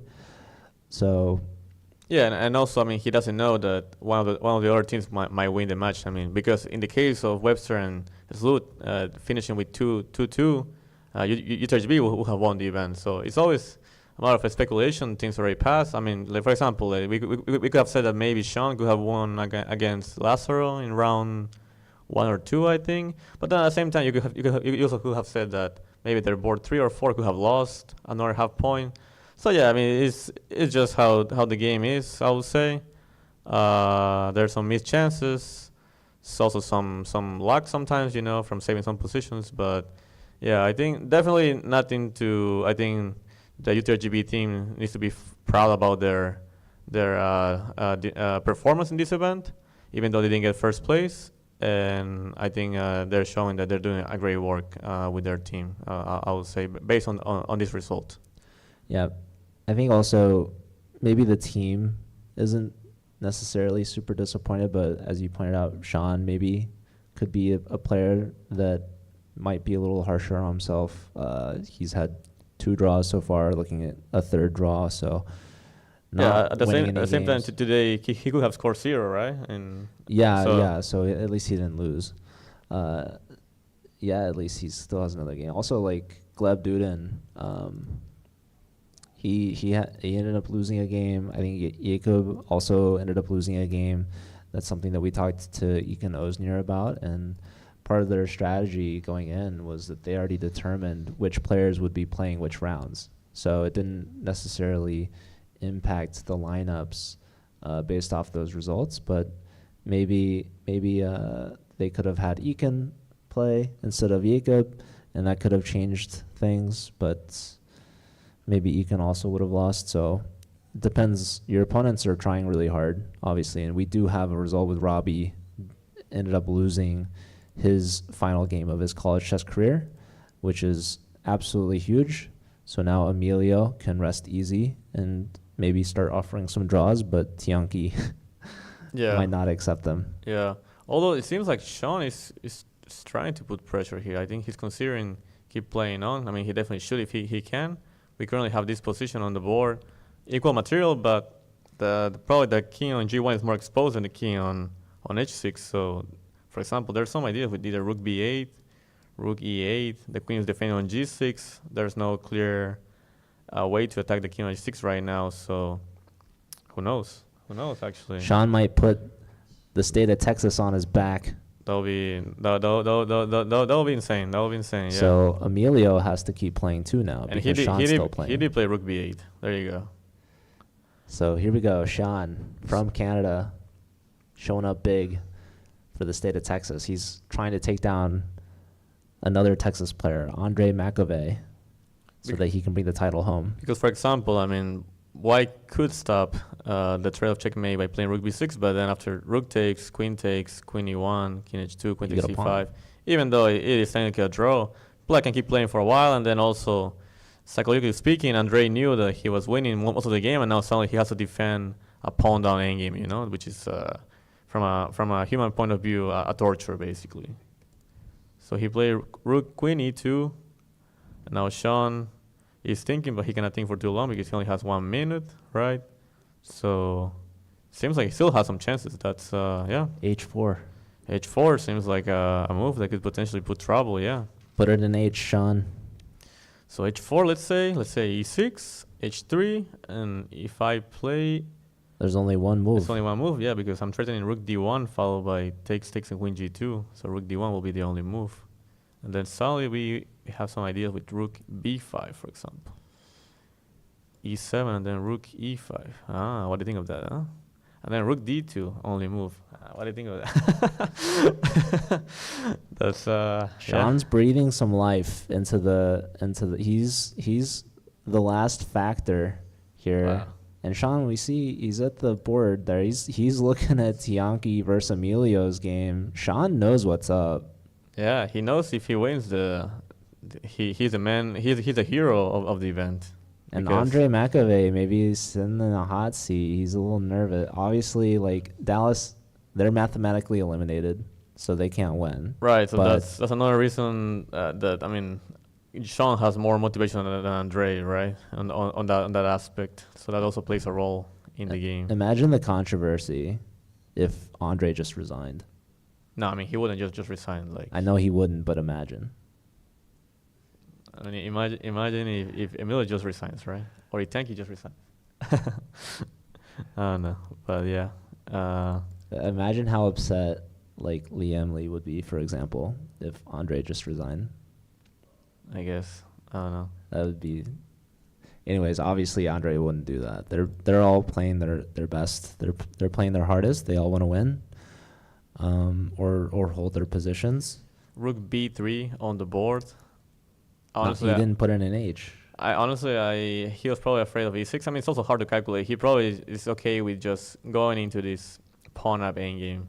But honestly, I think h5 will have been a better chance to play for a win. As You could most still often than not, this endgame it's should be a draw. There's Andre goes for rook d1 instead, and now h4 is H. once again on the board. Now Put it in having H. the rook e3 idea.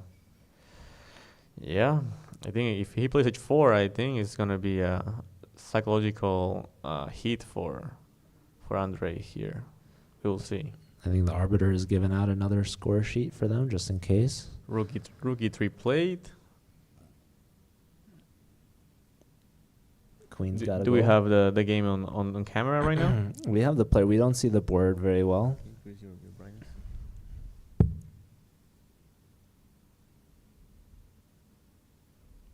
Yeah, there we go. Yeah, we see Tianki in So the background as well. he went for queen b2, defending the pawn, and now But not defending the F and now pawn. taking on f3. And I guess Andre's hope is that he will play e6 after rook takes. Maybe he wants to play e6, I would think. But apparently, these checks on h8 might not be enough for a perpetual after just rook e3. Sean's like- cooking right now. Sean is, he's trying hard right now. And now we see Emilio's getting up from the board. Tianki's glancing over. Emilio. Wow. I mean, Emilio Emilio's got to look must at be this. going through a lot of emotions because he probably thought, okay, I don't need to push. The game is decided, you know. And now suddenly he understands that if he draws and Sean wins, they lose the title, you know. And now Oh my he God. might be thinking to himself, why didn't I try to push before? And honestly, I think anyone would have done the same thing. Yeah, it's a draw already, you know. Whoa. Yeah, I mean there's no point in over pushing. Now it's all up to Sean. This So game. we've got a handshake. We've got the signing of the sheets. Oh no, he didn't take on f3. He went for rook e1. Oh. I don't. No, it was Emilio and Tianki drew. So this is the final game of the event. This makes no sense though. I mean, I would think that Sean is aware of the fact that if he draws, they don't get first. I mean, based on the tie breaks, why would he go for the draw? Oh, he traded rooks? Yeah, he traded rooks. I don't understand He that didn't choice. take on F3? Because he always has this option of going back to a3 and then rook e1 and giving the perpetual, you know? Like there was really no risk for black here to take the pawn. I don't know what he saw. I mean, it's always easier also to comment when you're not there sitting, you know? Like the nerves are different, but yeah, I think that would have been a good chance for UTRGV to win the title after rook takes f3. No, it just seems like a draw. Yeah, seems like it will be a draw, Oh. and that will mean that Webster wins the event after these turnaround events. Crazy round. Yeah, there you go. It's a draw already. It's on camera.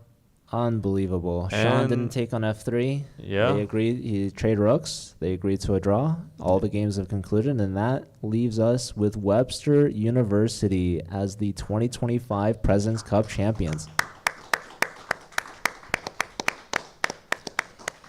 So- Congrats to the Webster team, especially having started with a tough match. I think with those board 3 and 1 with the black pieces looking a little bit suspicious for Webster, it ended up those games that weren't the one who defined the title in the end.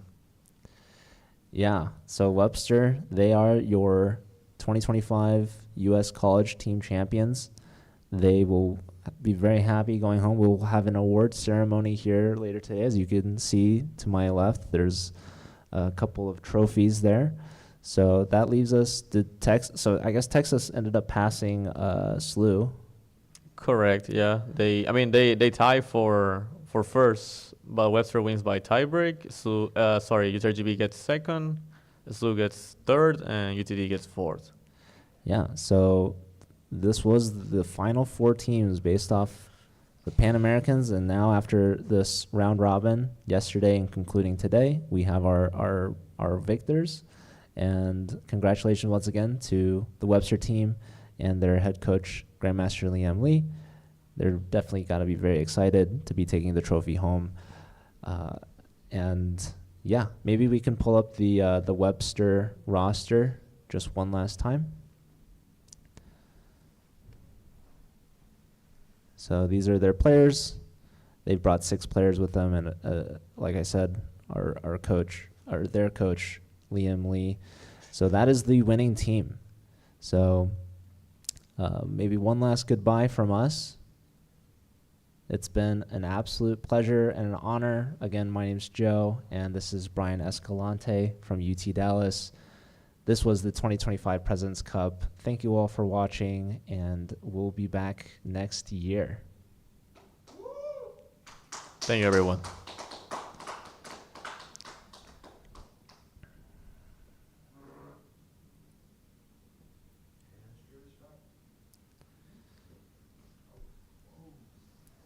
Well, I actually thought Sean will win, honestly, because usually he tends to clutches those moments,